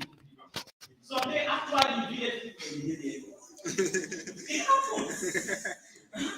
I think the English word is because of human fallibility. Yeah, is it fallible or we are infallible? No, yes, we are fallible. We are not infallible. We dey forget certain thing dey common na human.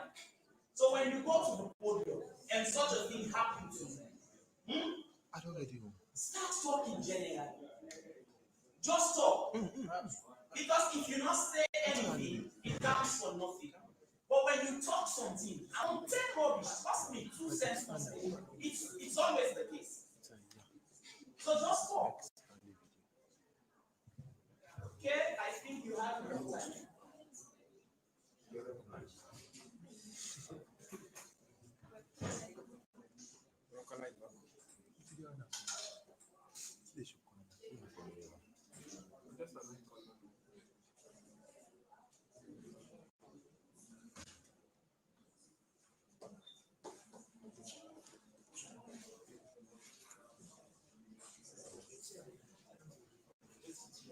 Can we start now? Let's start. Affirmative team, the first thing can come. The first speaker, affirmative. Who is the first speaker? Come on. Make your voice big.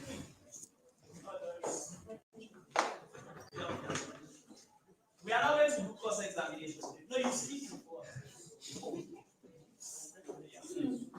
Hello, my name is Magna. First of all, some people don't love to listen to people because, for example, it's not everyone that has the time to listen to what I'm saying. And some people are very busy. They might be busy with work, so they don't have time to listen to everybody. So sometimes it's not that relevant for them because, like I said, they don't have time to listen to people based on time. Some people are very busy with work, are very busy with so many things. And I'm sorry for the short time. I'm a woman with few words. Okay. Thank you very much for showing me that. When I go to programs now and I don't have anything to say, I just introduce myself and I say, thank you very much. I am a man with few words. You are being like that. The first speaker on that side. Yes. Come on.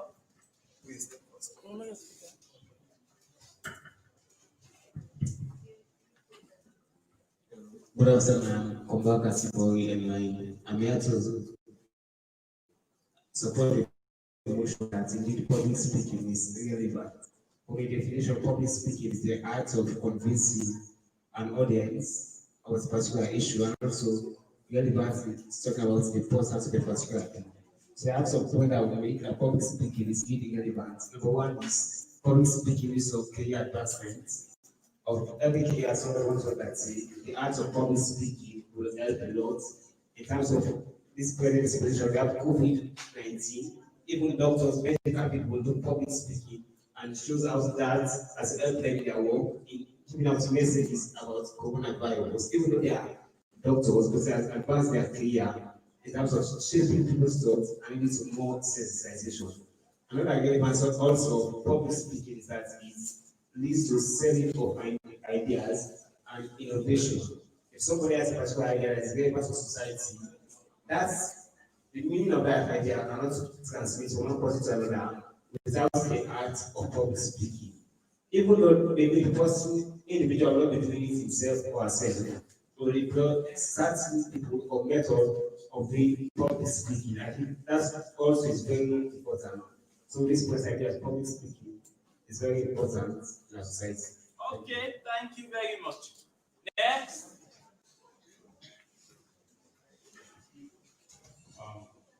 Good afternoon. My name is Mustafa and I'm here to support our first speaker, why public speaking is not relevant. Yeah, as she has mentioned just now, not everybody had the time to listen to another person's talk because everybody had their own thing to do in their own way because Because there's a lot of time out there. Some people have to utilize that time. Not everybody have the time to come and sit in order to build relation in order to come out and talk. Yeah, because some people have a lot to do. Some people have, although yeah, public speaking is very popular, but it is not relevant to some of us and some others out there because everybody have their own proficiency in order to make their time sufficiently. Okay, thank you, next.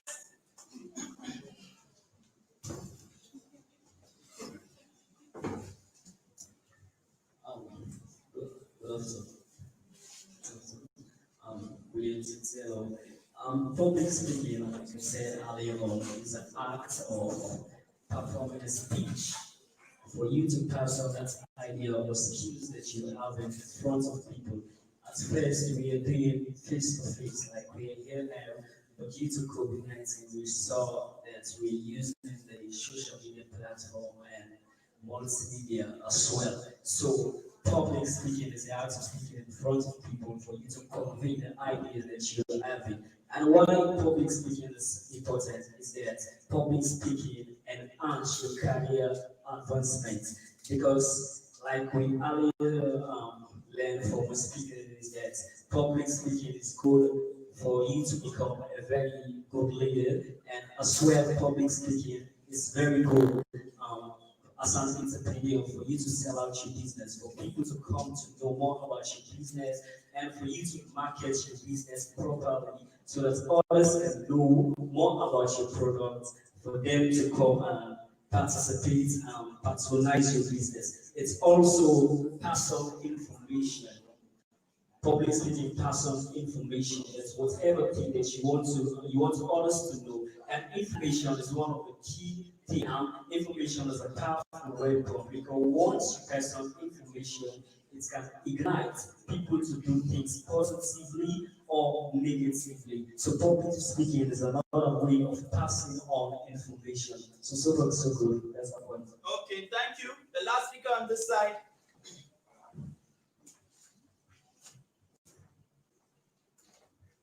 Well, my name is Abdullah Conte. From what my colleagues have just said now, public speaking is not really relevant because there are many public speakers today come in public, they speak, but they are not on point. Sometimes they talk things that are not relevant. They motivate people that, okay, go and do this, go and do this. But I see today, many public speakers today, they are like travel agencies. They take people where they have never been. They send it to America, they send it to London. So I feel like it's not important. We are all working on our ways, and we feel like we're working at time.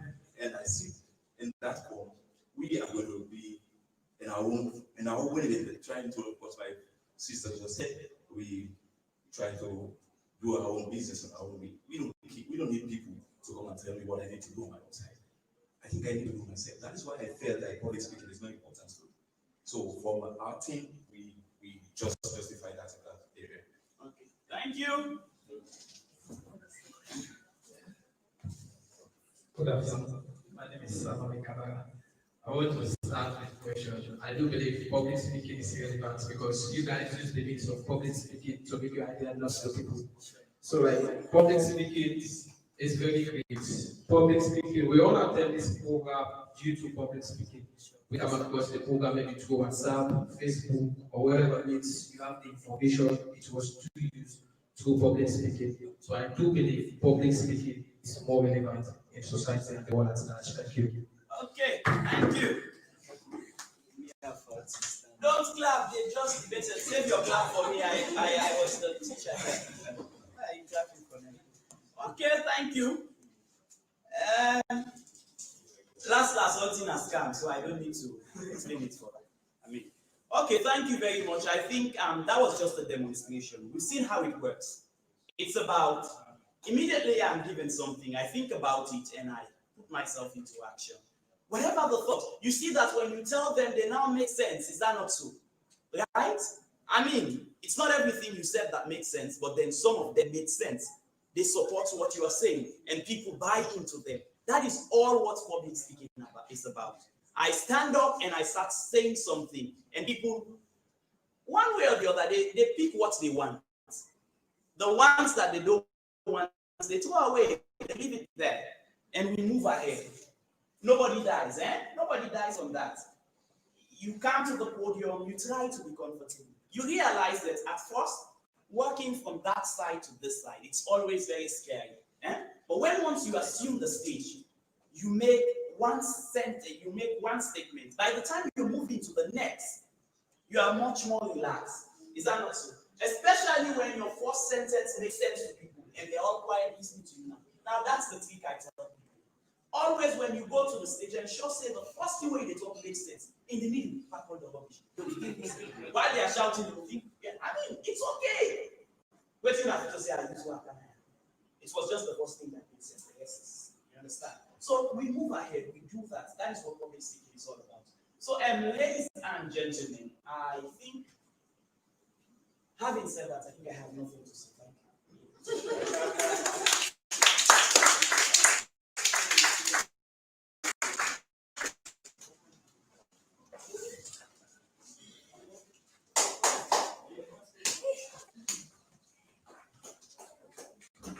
That was a very good one.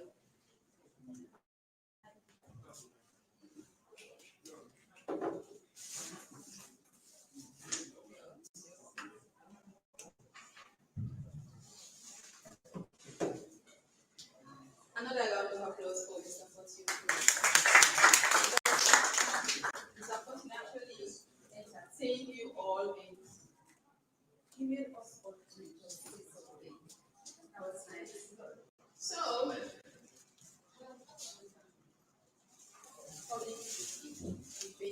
we're all comfortable now to face better. So we have our guest speaker, Alpha Kaba. I can yourselves to the senior president. You're welcome, sir.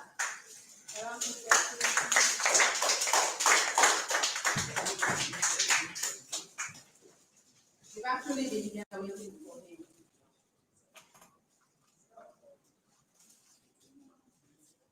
Keep dropping, please. More.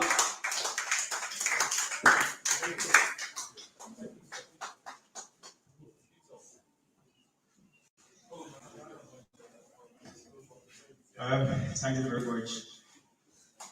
When Mr. Fortin was speaking, it just reminded me of one thing when I was at Academy. When a colleague of mine had to come up to the stage and said, I support the motion, and then he went back to his seat. That was the end of the speech. Yeah. I'm very much appreciative to be in the midst of the guys. I said family visits. My minister of health is there, and I see Marcelo also, Mr. Martinez, and also Victor, and Cecilia, also other people, also so many friends on Facebook, and also the guys are familiar. Being here today, I'm very much pleased to be here with you today. I feel very much pleased when I speak to my colleagues of the same age group and people that I actually think that within the same platform, you can communicate much more better. You understand? Let's first of all the altar up and down, these are just side stories. Basically, I just want to enlighten you guys about public speaking, why you need to actually, why it has to be part of you. It's not something that people have to come up one day and tell us that having a very good public speaker without starting from somewhere. Back in the days, some of us will remember when we were in primary school, probably in secondary school, we all know what we went through. It's very much challenging for you to talk to your peers. Probably out of other things, maybe fighting, thinking that, oh, what am I going to say to these guys? Do you know everything I'm going to say? Come on. Lots of guys, when they came up here, they said the right thing. They said people become fighting, people become nervous, not because they're actually shy, but because of their mentality on the stage. Even myself here, I'm just trying to control myself. It's something you have to do, it's a matter of course. But just that people have edge over other people. When you talk, probably when you talk, makes people listen to you better. Or maybe your points of presentation might be relevant for people to listen to you.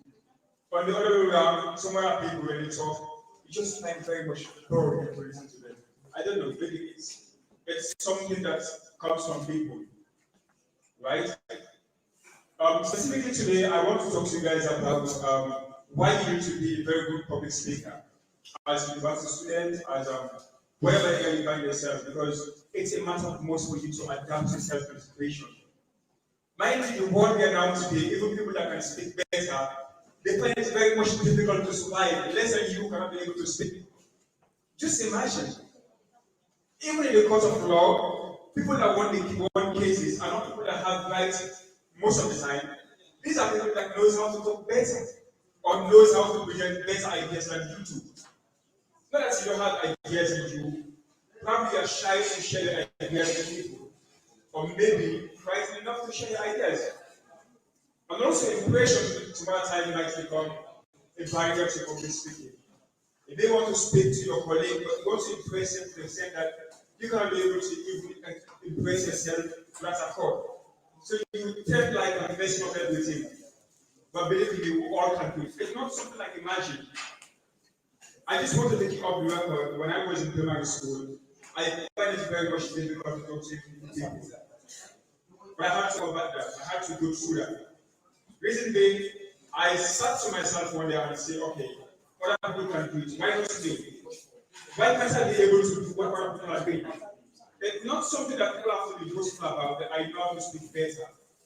Probably I know who can speak better. There are people who can speak much more better than you, just because they are not giving it a try. Let me share with you something very much interesting, right? A couple of months as I found, I attended one of the presentations. Some students, I don't want to call it precisely, but can you imagine what happened? One of the speakers was very much frightened, probably kind of nervous to speak to colleagues. What he did was he was putting on this dark shade. Like I was thinking, like, how can you be putting on a dark shade at this time of the day? But it's not like sunning outside when people have to put on dark shade. It was just like with a dark shade. And guess what he did? He didn't bother to watch anyone's face or look at anyone's eye. All he cared about was like he was just standing like this. And then he gave all his points verbatim. It's like he summarized everything word for word. And those are things that actually broke it down in presentations as well. When you want to influence people in presentation, probably you want to come, you listen everything word for word, and then you want to give out everything word for word. It's not something possible. Even people that speak better in public, they never plan everything, so to call it. They never lifted everything of what they have to say to you guys. All they did was they get the points clear. I'm going to talk about XYZ. I'm going to talk about this topic. That's the best we can prepare for public speaking. When I was called upon by Mr. Martin, I was pleased because I know that the people I'm talking to are the people I'm going to talk to. These are very relevant people in society. Because mind you, in time from now, you are going to be the stakeholder in society. Whether you like it or not, you are going to find yourself in workplaces, you are going to find yourself in society of interview. Just like the previous speaker said. And mind you, the credibility of yourself comes from yourself. What I mean by that, you may be thinking something logical. How people actually see you has to come from you yourself first, the word you can perceive it that way.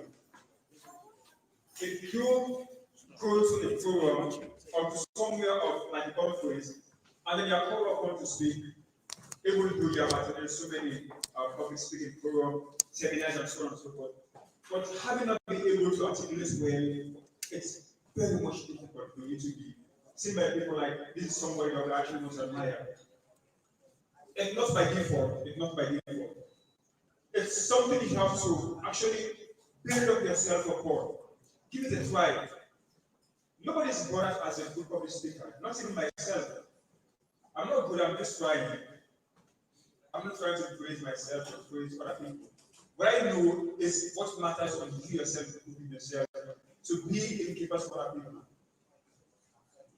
Down the line, also, when you go for interview, not only interview, when you go for conferences, people see you to be gentle, but when you're called upon to speak, it's become very much difficult for you because you may be thinking, oh, I'm not going to say something important to these people.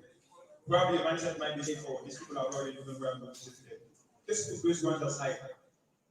When Mr. Fortin was speaking here, I admired him so much. The reason being, he was very creative He tries to build up the stage on his own. When you come to the stage, just feel free. Just see yourself to be the king of the podium. Through that, I believe and I'm very much sure you can be able to get edge over the topic you are about to discuss on. Also, again, when you are a student, it's very much good for you to be able to appraise yourself with public speaking. Reason being, you may be called upon one day to represent your class. If people know that you are somebody who can speak well, believe in me, whenever there's something to be represented, the name has to come up. But in other way around, if you're always that shy person, even though we have different niche of people, some people are shy to speak. Some people are just finding it difficult to speak. It's something natural to them. But try to overcome it. Try to build up upon yourself. No matter what you read, no matter what novel you read on public speaking, if you come to this podium, it's going to be something different. You may be thinking, oh, I've read how to prepare myself for public speaking. I have to do X, Y, Z. When you come to the podium, you tend to forget most of these things. The best you can do is try to control your emotion. Try to calm down. Try to be like this normal person, like you're talking to your peers. Because come one day, it's not going to be known by the amount of the level of your caliber. It's going to be how much you can articulate it. Believe me, that time has to come. And it's right here. Because when you talk to people, they can understand it better. Then you have ideas within yourself to say, okay, I know everything. But without you speaking to people, they can never know your inner mind. That's the same reason why most people find it difficult even in parliament to speak. All they say, I support, I concord. Reality, that's how people do. It's not because we don't have ideas, but just because they don't want to speak the ideas they have.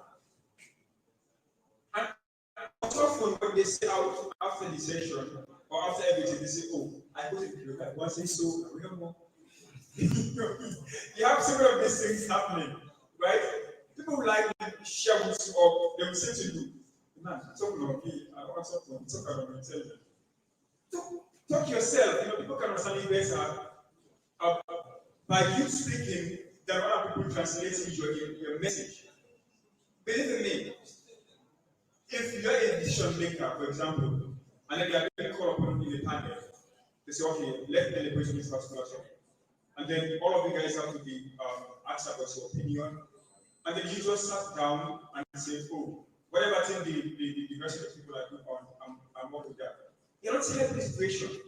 You're not helping people yourself. Because whatever decision those people have to make upon, it has to affect you directly or indirectly. So you have to speak up. You have to speak up.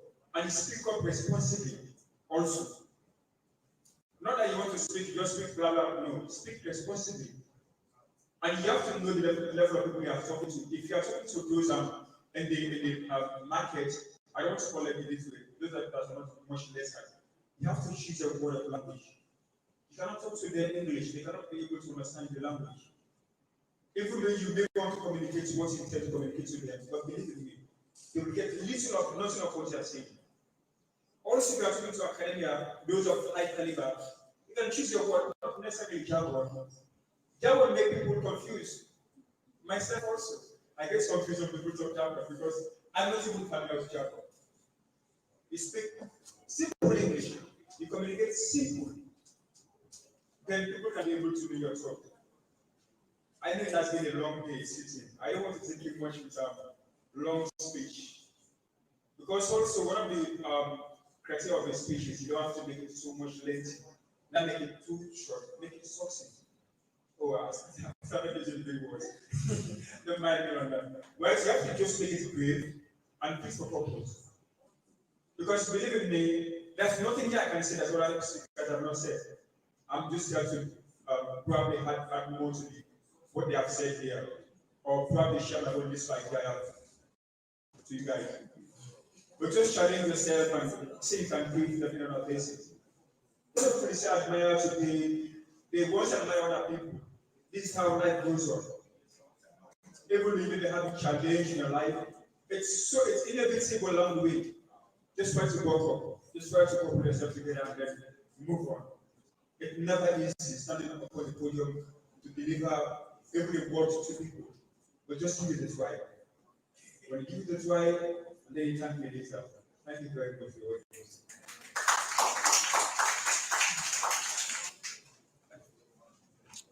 Thank you very much. That was Anti-Glossophobia Academy. Our next speaker. You actually want me to do things zap. Is it? So, as Mr. Travali has mentioned, there's nothing new. It's just an update of the constitution of what other people have been saying. So just be learning. Next we have Mohamed B. Jalo, MBJ, going to train us on public speaking again. An economist, financial analyst, young youth leader, SDGs enthusiast, and a public speaking catalyst. That's a very big one. Before Mr. Jalo will come in over, the Secretary General for the Anti-Glossophobia Academy is celebrating her birthday today, and we would love to celebrate with her. More prayers, more wishes, more success.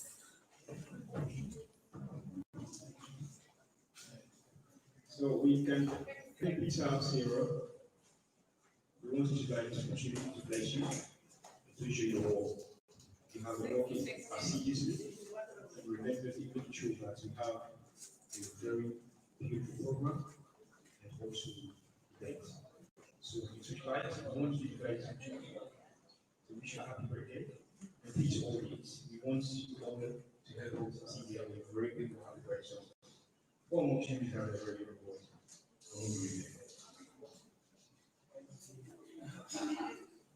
Really? Can you show your name?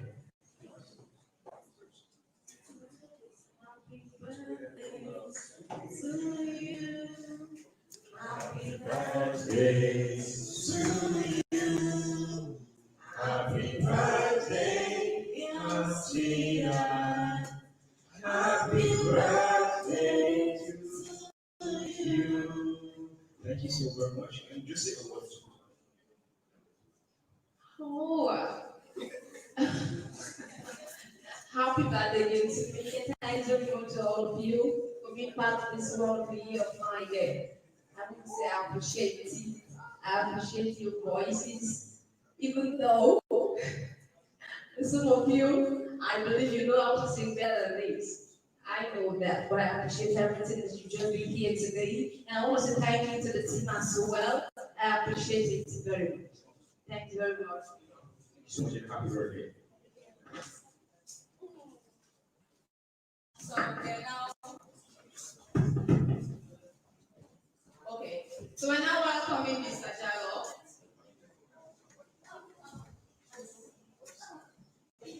Jaguar.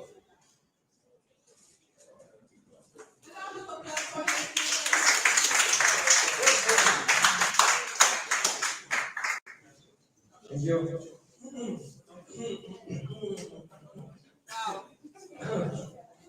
It has been a very long day, right? Yeah. Huh? Okay, I think I'm the last speaker for today.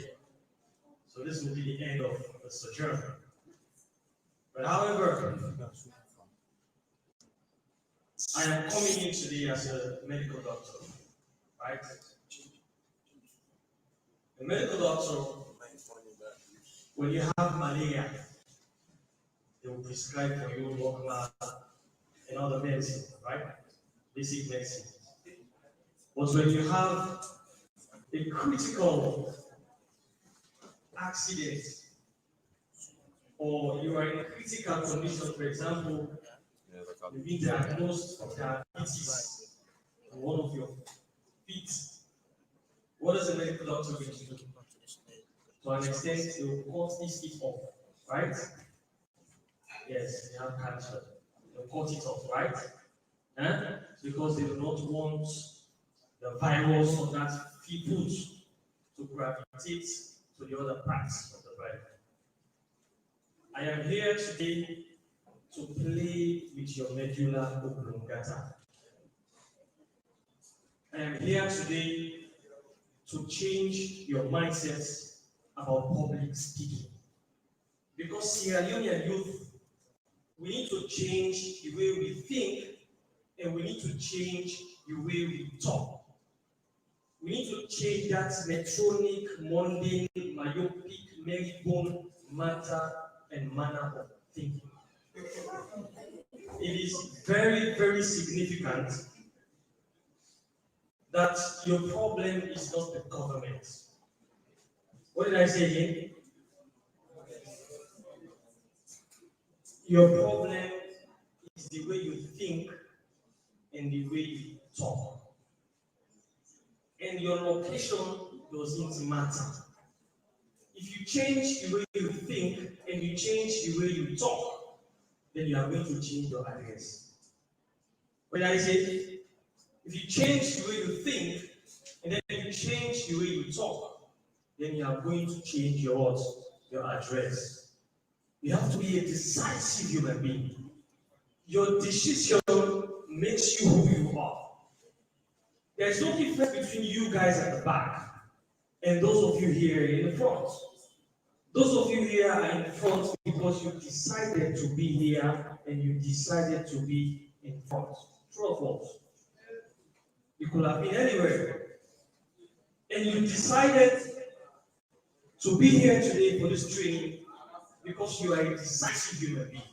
You wake up in the morning, you engage in a cold bath, and then you voyage to this hall because you make a decision. And I'm here to tell you that your decision determines your words, and your words determines your action, and your action determines your destiny. What did I say? Your decision determines your words, and your words determines your action, and your action determines your destiny. So that's why I said your problem is not government. Your problem is the way you think, and your problem is the way you talk. If you're able to distinguish the significance of what you think and what you say, then you can change your address. If you change your decision, it will gravitate to a change in your words, and that change in your words will change your destiny. Let me give you a very simple story of a girl who graduated from college, and then after graduation, he searched for a job for 5 years. For 5 years, she couldn't get a job. So what did she decide to do? She was advised to went to his native doctors, Moiman. And then she went there, and then in Moiman take snake, he put black calabash, he put white calabash, and then he put the snake down. He said, any outside the snake go. If the snake come and the black calabash, say your future is dark, the black. But if the snake go and the white calabash, he said your own future is bright. Then he put the snake. The snake begin creepy. Begin creepy. Begin creepy. Begin creepy. The snake begin go towards the black calabash. And the girl was seated there. He saw the snake moving towards the black calabash to tarnish her destiny. So what did she do? She gets up. He takes stick. He will lick the snake died. Then he take the snake, now when the snake not die, I take the died snake, he go put it on the white calabash. And then she was asked, why did you do that? He said, I cannot be alive if my destiny is tarnished. What did she say? I cannot be alive and I look at people tarnishing my destiny. So she took a decisive decision. She changed her mindset. And her mindset led her to an action. And that action gravitates to influence her future. Ladies and gentlemen, I am here to play with your medulla oblongata. I am here to ensure that the way you were yesterday, today is going to be different. Because we are sick and tired of seeing Sierra Leonean youth that cannot stand up and discuss national issues confidently. If our youth, who are supposed to be the leaders of today and the leaders of tomorrow, cannot stand up and articulate their aspirations, their visions to see a better Sierra Leone, then are we envisioning a better Sierra Leone? So we need to change that mindset. When I was in college, private college to be specific, I ran for my departmental presidency at the Department of Economics and Commerce. I had this colleague, we were in class together. He was a candidate. And he was the first person to announce his candidacy. And then some people came and meet me, oh, man, Jalo, you are doing well academically, you're a very good speaker. Please announce your candidacy. We want to see you as a president of the department. I never had the intention. But I looked any side, anywhere I see opportunities, I grab those opportunities. And I saw that as an opportunity to gravitate myself to the next level in my life. And I will not refuse to take such opportunities. So I decided to embrace it. And when the day I announced my candidacy, my opponent revoked his own candidacy. Yeah, I stepped down. And they told me and I asked her, my man, why did you step down? I said, yeah. He said, Jalo, when they say presentation in class, it caused trouble. It box up the whole class. He said, I'm going to go to back before the election, then they called for debates, they don't disgrace me. He was doing very well academically. But because he knows the opponent is a fair speaker, because he knows there's going to be a debate, and that debate, even before going there, he knows he has lost. So he decided to just easily step down and allow me to go unopposed. That is how I became president of that department, unopposed. You know what helped me? Because I was able to hone public speaking skills. Because the first day I presented in class, even the lecturer, he asked me, "So you see that you knowledge, you know me there before?" I said, "I just the answers. I mean, I'm missionary." I said, "I really debated in Ghana, I presented Sierra Leone." I told the lecturer that. And that lecturer always takes his time whenever he comes to class to lecture. Because he knows there is a stubborn guy in this class that will stand up at any time and ask questions. And so confident enough and so brilliant enough to make his case. So the first day I announced myself in this class. That day I crafted my destiny to be a president of that department. So when you hone public speaking skills, even your potential enemies, they will surrender. What did I say? When you hone public speaking skills, your potential enemies, they will surrender. Even Satan himself will see you and run away. Because he knows you stand up and say, "Hey, Satan, I see you." That is the essence of public speaking. So the first day I opened my mouth in my class, the first day, day one, when I was given an opportunity to present in class, when I opened my mouth and speak, I destabilized potential opponents. I destabilized the current opponent. And when they say class here, everybody was just going to look at that tall guy who was adequately making his case before the presentation. And somebody came and met me and said, "Oh man, we never see you in Ghana. We just now already listening to maybe you have to go for so. You can speak full of face. There is no way to kind of say, "Oh, I'm pushing. I thought to go there. You say, I'm going to do this. Good afternoon, ladies and gentlemen. I'm here on behalf of the class to talk about this important thing. It's honestly, Mama, that was my expectation. But when I stand up in class, when I open my mouth, I introduce myself to the whole university that I am here. So, at the moment you open your mouth to speak, you will introduce yourself to the world and tell who you are. How do you manifest your personality? Is by opening your mouth. That is why for me, a beautiful woman is not a person with a fine face, that fine shape. They say the beauty of a woman lies in her tongue. No matter how ugly she is in her face, but when a woman opens her mouth to talk, my brother, you have no option but to surrender. True or false? That is why when women want to beg, they will change the tone of their voice. A woman can be talking normally, okay, thank you, how did you have everything, okay, fine. But when a woman wants to beg for transport, for support, sweetie, even the tone of the voice of the woman will entirely change you. You will not even know it is the person talking. You might mistake her for another person.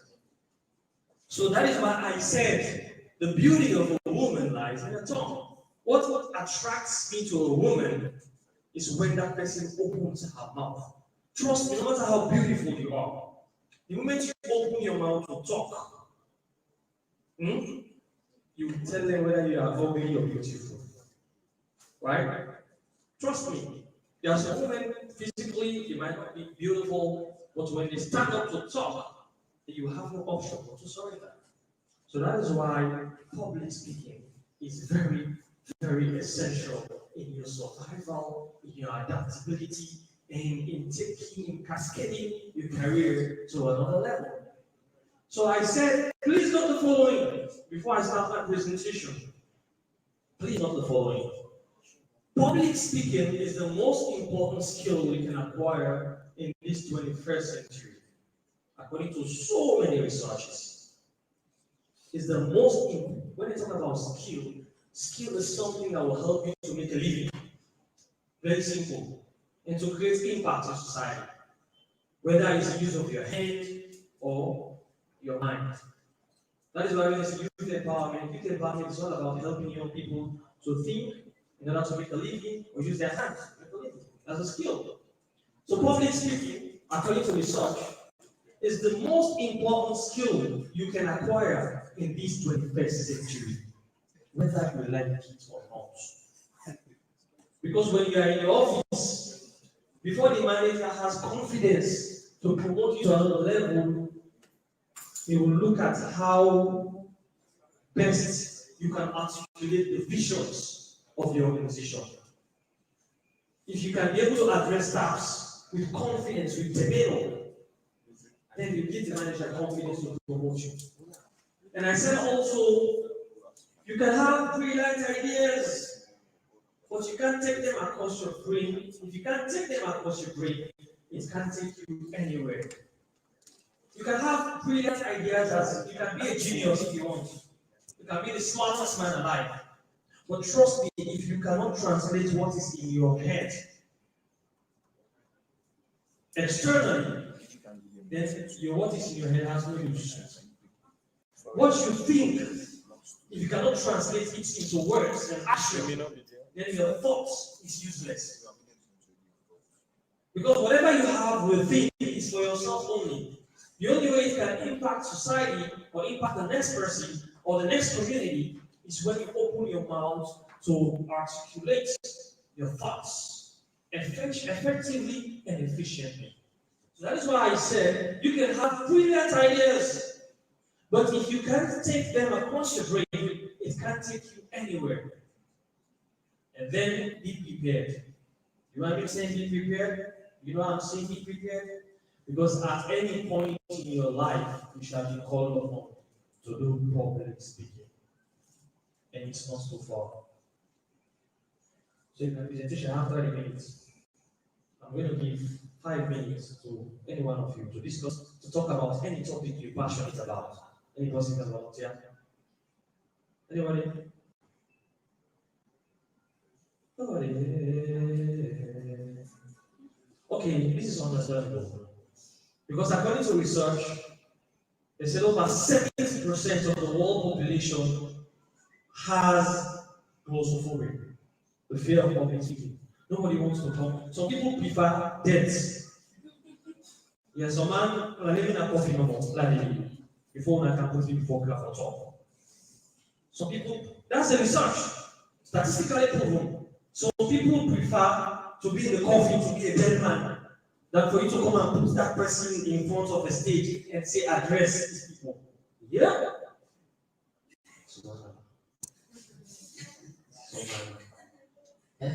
Yeah. So people prefer to meet with Malaka now than be put in a podium to articulate whatever. Let's go to the next slide, please. Okay, no, the previous slide. Okay, I said public speaking is the most important tool that have been utilized in the past by notable world leaders to change the world and inspire millions to action. Public speaking is about impact. It's about persuasion. It's about inspiration. It's about moving people to action. You come here, you use your words to inspire change. And it's a tool that has been used in the past. Starting from Prophet Muhammad, when he was given the message to come and articulate the visions of Islam, after he has met his friends, his colleagues privately, when he decided to take the message out to come to the public, what did he do? He went to the mountain and then he called upon everybody to a meeting. Everybody to a meeting. And then he stood up and then he manifested his past credentials. Who are and who are was, how you knew me before. Before now, what am I to you? What was I to you before now?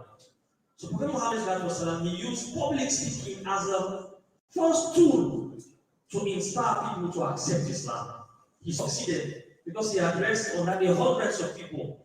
And so many of them believed in his message because he was able to stand up, he was able to manifest his words. His words created a difference. He was able to articulate the visions of Islam constructively, effectively, and efficiently. That while people were listening, they were being inspired. They knew nothing about the Quran. They knew nothing about Allah. It's not about what you are talking about, but how you are talking it. Nobody knew about Allah at that time. But when Prophet Muhammad came, because he mastered the art of public speaking, he was able to inspire people and he was able to make them believe the message. It's not just the message, the messenger also is very significant. Listen, it's not just about the message, but also the messenger. And the messenger is not about what you say, but again, how you say those words. That is what will inspire. And we have so many others. Jesus Christ, again, utilized public speaking. He went to marketplaces, he stand up, he talked to people about the gospel. And the likes of Martin Luther King, we've all heard about the story. The civil rights movement, Martin Luther King was a campaigner against systemic racism. He inspired people to protest. And then the efforts they made today is as a result, what black people are enjoying in America today is as a result of the art of public speaking. Martin Luther King rose and articulates the wrongs of society. So my question I want to ask you now, what are you doing to stop the wrongs of the problems of Sierra Leone today? Martin Luther King observed that racism was a major impediment in the growth of America. And then he stood up He assumed the podium and then he made his revelations very clear and easy to be understood. And then he made history because he inspired millions of people, black or white, joining him in his campaign, and then they succeeded. So question number one, what are you doing to change the narrative in Sierra Leone? Question number one, what are you doing to change the narrative in your community? The member of parliament is not doing his job. Your councillor is not doing the job that is required. Have you assumed the podium and speak up against these ills? That's question number one. Martin Luther King did it and then made history. Malcolm X, likewise, just as Martin Luther King. Barack Hussein Obama, the 44th president of the United States of America, the first black American. His father came from Kenya. An immigrant. But the son of an immigrant became the first black president of the United States of America. Why? In 2004, when Senator Obama was given the opportunity to address the Democratic National Convention, Senator Obama announced himself to the world on that day. And he inspired, on that day, that was the day he won the election. That was 2004, and then Obama won 2008, right? Yeah, 2008. But in 2004, he made a speech at the Democratic National Convention, and on that day, Barack Hussein Obama announced himself that I am here, and I'm ready to assume the presidency of this country. When that guy opens his mouth, you have no option but to surrender as the opponent. He won the primaries, he went on and won the presidency and made history. How did he make history? Public speaking. If Obama was given the opportunity to address those people at the DNC, and then he came and like this. Thank you very much. You know, it's been a long time. People say, we just get him out of that stage. I don't think his career, no matter whether he was a lawyer, no matter whether he was wealthy, no matter whether he was popular, but just because he cannot stand and talk to the people who's going to vote him tomorrow, he cannot convince them, then what will happen? He will immediately lose opportunities. Question number two, how many opportunities have you lost because you cannot stand up and speak? Huh? Ask yourself, how many? Okay, let's go quickly because of time. Mufti men. Finally, Mufti men. We all know one about Mufti men there. Do you know that some people will even tell that Mufti men is the learned, the most learned Islamic scholar in the world? We even have Sierra Leonean sheikhs that are more learned than Mufti men. Do you know that? Do you know that there is a sheikh in Sierra Leone who sat in the same class with Mufti men? He beats Mufti men in that class. He's here, a PhD holder. But why is it that his message cannot even cause without? But Mufti men's message has caused the world at large. What's the difference? Public speaking. Because Mufti men knows how to articulate what he studied. Studying is one thing, but expressing what you study is what will take you to your destination. What you learn and cascading what you learn, or reaching out to people, articulating what you learned is a major difference. So Mufti men studied that same church together in the same university. He beat Mufti men class. Mufti men is today a world scholar because Mufti men was able to hone the talent of public speaking. When Mufti men opened his mouth to talk, even Christians who are not Muslims will fall in love with him.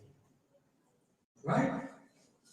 So even in your religious endeavors, you need public speaking. Pastor Chris is another major example.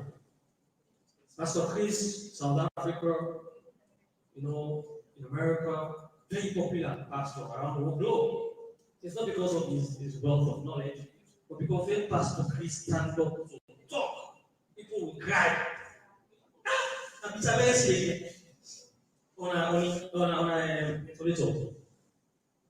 the whole attributes of public speaking.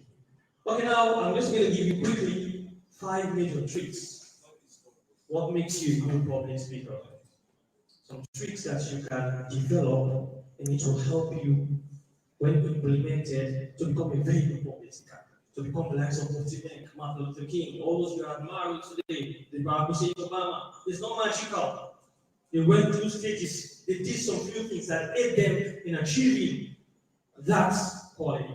So the first one I always say in life, consistency is key. My brother. Say it again. It's just like you want a 6-pack. You know, there's I don't say 6-pack. I don't say that. You want to have a 6-pack. You want a 6-pack. Eh? Okay.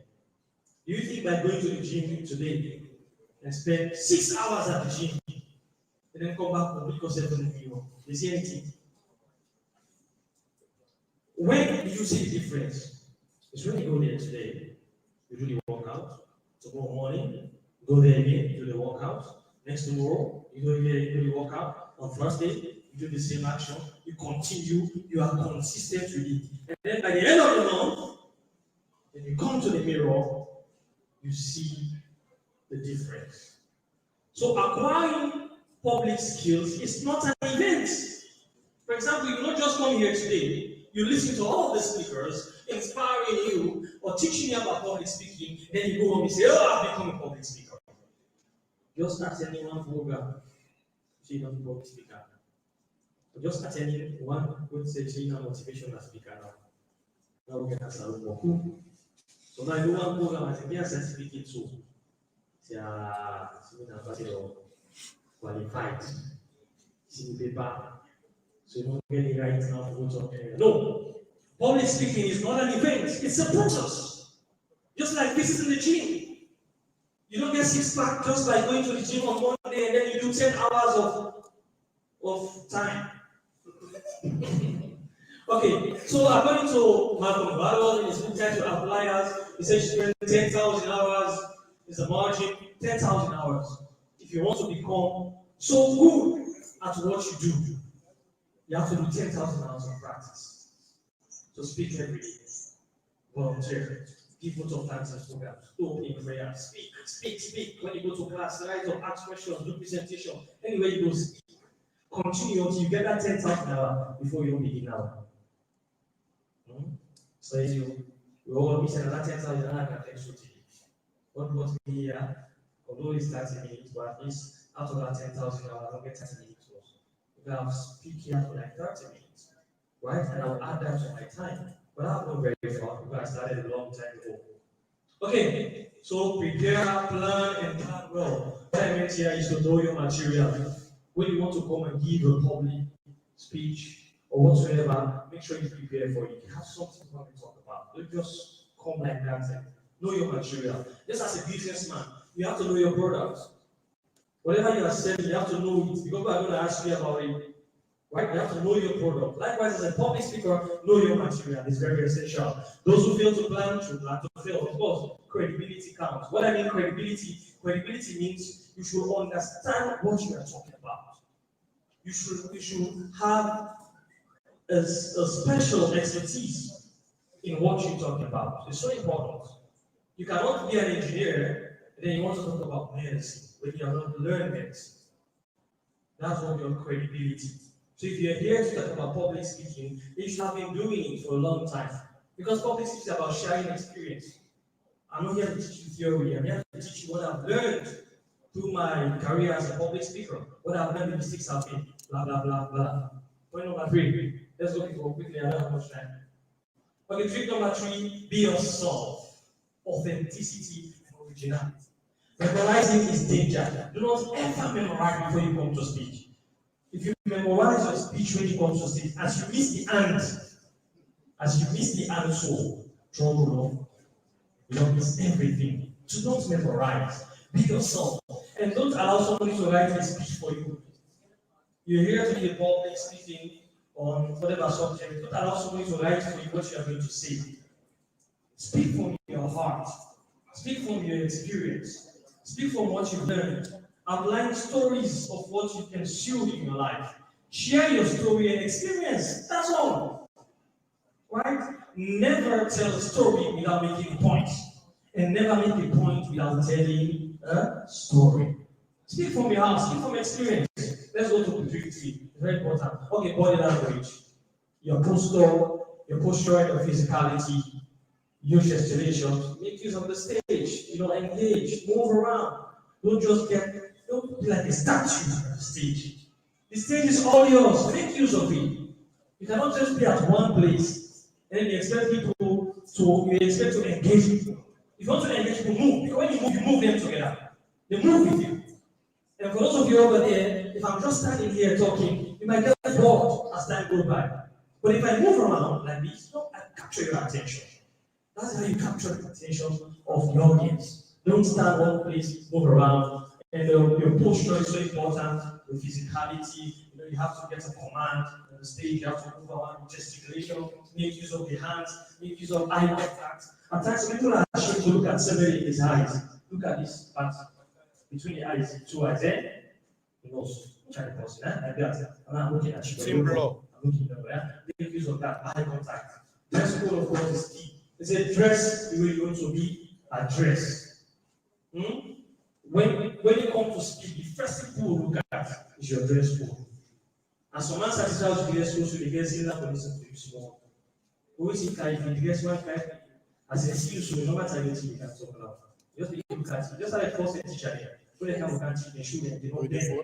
If they want to study, they don't speak. I know what you're now. They don't want to know. When I can share with teachers, you know what I pay attention, but they do you should teacher and then should laughing out, go up and open. So dress the way to be addressed. Then trick 5, choose your main person in the room to engage on behalf of everyone. Okay, now I'm here, you are like 20 number. I cannot talk to you all at the same time, right? But maybe all of you might not be paying attention at the same time. I have somebody that I'm talking to now. Somebody who's giving me that attention. Right? Somebody that I am talking to. It will give me confidence because I know this person is listening. So let me focus on this person that is listening and let me make my point. For now, there is a person, not to you, what are you? Facing a blush. But there is somebody that I'm looking at currently when I'm articulating because it gives me the confidence that another person is paying attention. So pick that person in your audience. Whenever you come to speak, whether there are 2,000 people, look for that one person who is paying attention and talk to that person. It doesn't mean you should ignore the others, but assume that you are talking to that person because she or he is giving you the attention you require. And then finally, there is one bonus point behind which talks about your vocal, of course, your voice, tonation. Somebody talks about it previously. You have to be, you have to have that skill. When you go talk to a beginner, you know the kind of voice we use. Right? When you go to primary school, you go to address them, you don't address them as if you're in university. You have to know the tone, the voice tone. The primary school, oh children, how are you all today? Are you all doing fine? They say, yes, ma'am. Okay, that's good. So I'm here. That's how you talk to children. You don't come and say, oh children, good afternoon, how are you all doing? Oh, we're all doing fine. No, they will not get you. So know the audience and know the tone you are supposed to use. And then as I tell you earlier, public speaking is so significant that without it, your career is in jeopardy. I thank you for your time.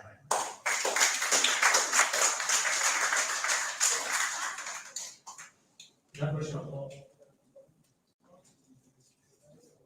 Okay, just 1 minute for questions. Quickly, please. Yeah.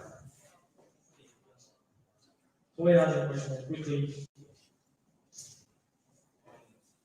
There is not a question, but I want to say how I feel about your presentation. No problem, go ahead. As soon as you stepped in, I thought you were that type of Fulani, but yeah. But to be honest, your presentation was well completed. I enjoyed your presentation a lot. It was well executed to me.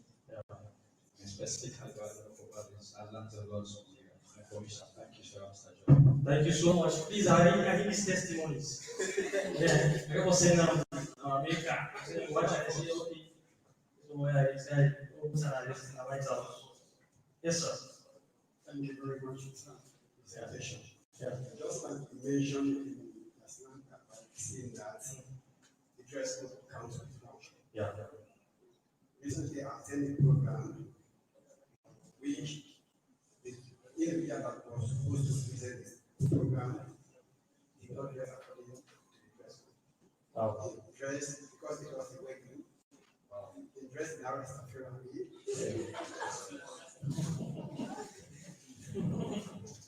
So they asked him to present the program. By so doing, we are not even paying attention to the presentation. We are just busy looking at his response. It can only make sense in midst of Rastafarian. But you are not Rastafarian. So thanks for that. Welcome. It's just a common one thing. Whenever you are attending a program, look at the dress code. Yeah, sure. The dress code will give you more respect and respect. Dress the way you want to be addressed. Dress to impress. Thank you very much. Thank you so much. Welcome. So I thank you all very much and have a good day. Thank you. Thank you very much. Yes, my father once told me, you should dress in a particular manner that you won't be asked to go and wash dishes. Okay? So if you already know you're going to a particular program, you're going to a wedding, maybe you can dress as if you're going to a wedding. If you're going to a party, look like one. If you're going to a debate competition, look like one. Just represent what you're going to do. So that's a good one. And he also mentioned what is in our head. If we just leave it what's in our head in there and not speak up, it won't be good. It just sounds bad. And the people he mentioned, the leaders he mentioned, there are certain things that are in their head. If it's, they're just left to them to just be in there, but it's not for them only. There are other people also that they should speak for. So they take a chance and speak for those people. So that makes up someone as a leader. And also,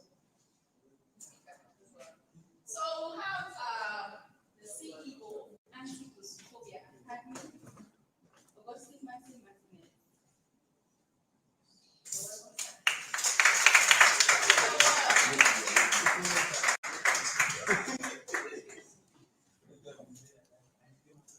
The utilization of speaking must be an effective tool in changing the world. As I do believe it is very revolutionary and powerful. It is responsibility for the mission of peace. Assalamu alaikum wa rahmatullahi wa barakatuh. Jesus loves you.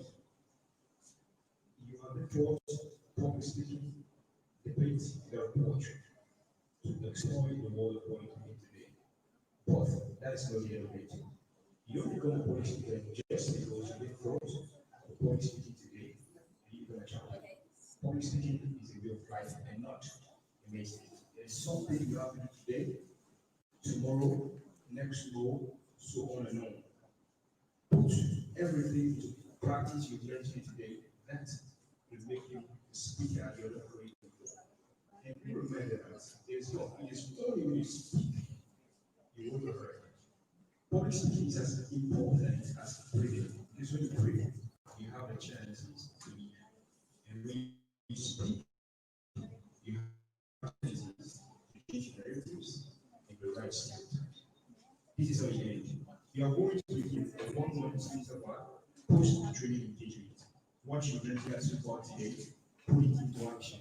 Then you understand the certificate and also you become an expert. Is that it? All the we are to do, and we are going to send a PowerPoint of the post-training engagement. What exactly are expected of you out there? Then you understand the certificate. You are going to organize another program, then you will certify formally. Is that clear? So now, I want to utilize your data. Thank you so very much for coming through.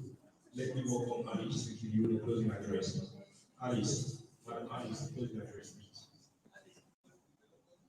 Thank you so very much.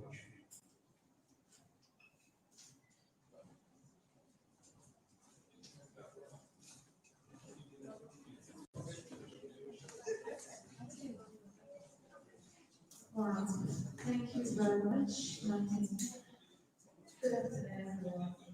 First of all, we want to thank God Almighty for making this program a success. 3 days. It has been a lot and effective engagement here. But then we hope on lunch to be able to help all the people in public speaking. We don't want you to stop what you've learned here. Let it go beyond. See yourself as an ambassador of public speaking, whatever you do. Tell people that you were trained by the Anti-Glossophobia Academy. And so we expect you all to complete this training session as the only thing that will hand you the certificate as somebody who is trained under the Anti-Glossophobia Academy is when you execute your project. That is, you would have to go to any community or any place, teach people, and then you send pictorial or video evidence to us that yes, you've engaged people on public speaking and you've passed on the message about Anti-Glossophobia Academy. Then you'll be certified. So we hope that you explore the world and become excellent speakers. Like all the speakers said, it's okay to feel nervous, all those things will come.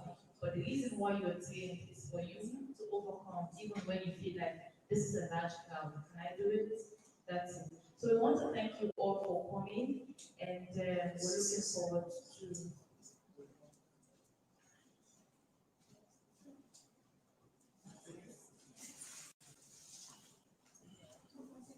Okay, so we want to thank you all, and then to our sponsors, especially the Sierra Leone Accelerator for creating for us the platform to use this place. We want to say thank you. Very lastly, please, on OVs, it's close to the community. Yeah, this shipping will have something very beautiful. Like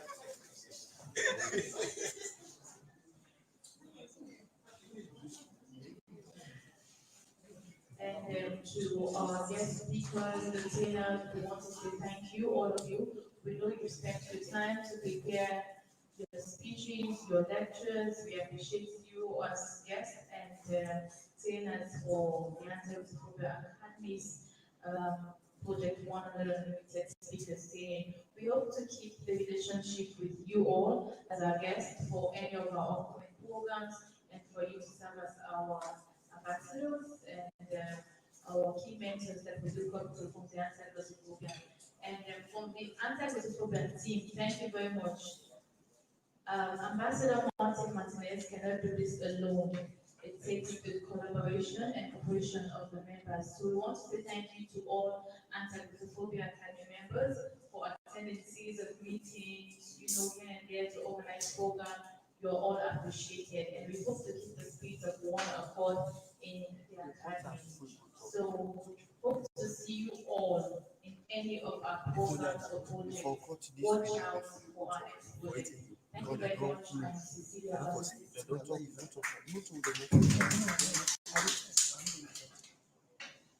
do?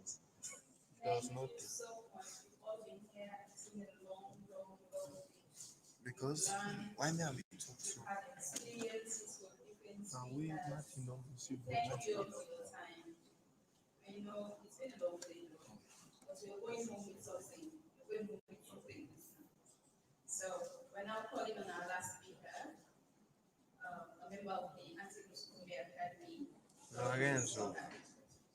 Lorenzo Shaw. Chucky. Good afternoon.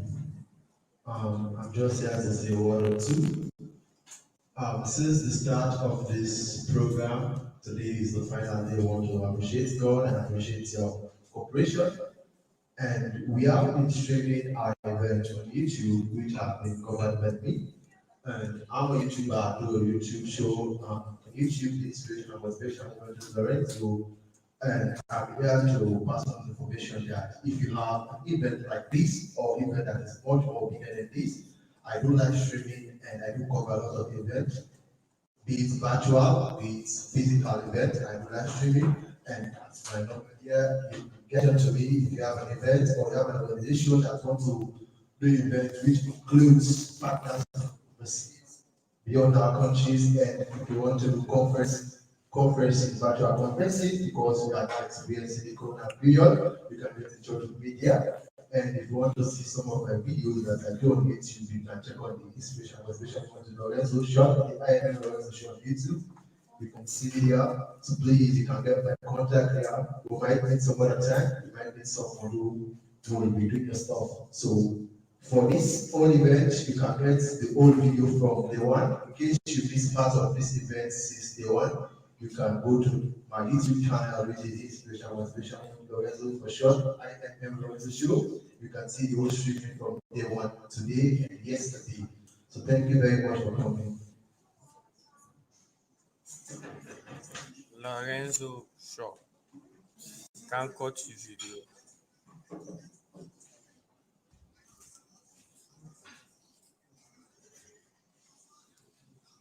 They are feeding them. Lorenzo. Eh.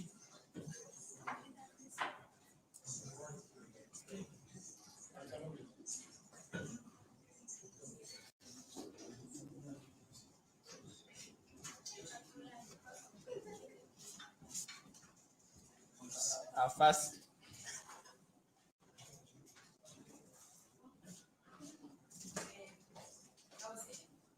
Thank you so much. Martin. Martin.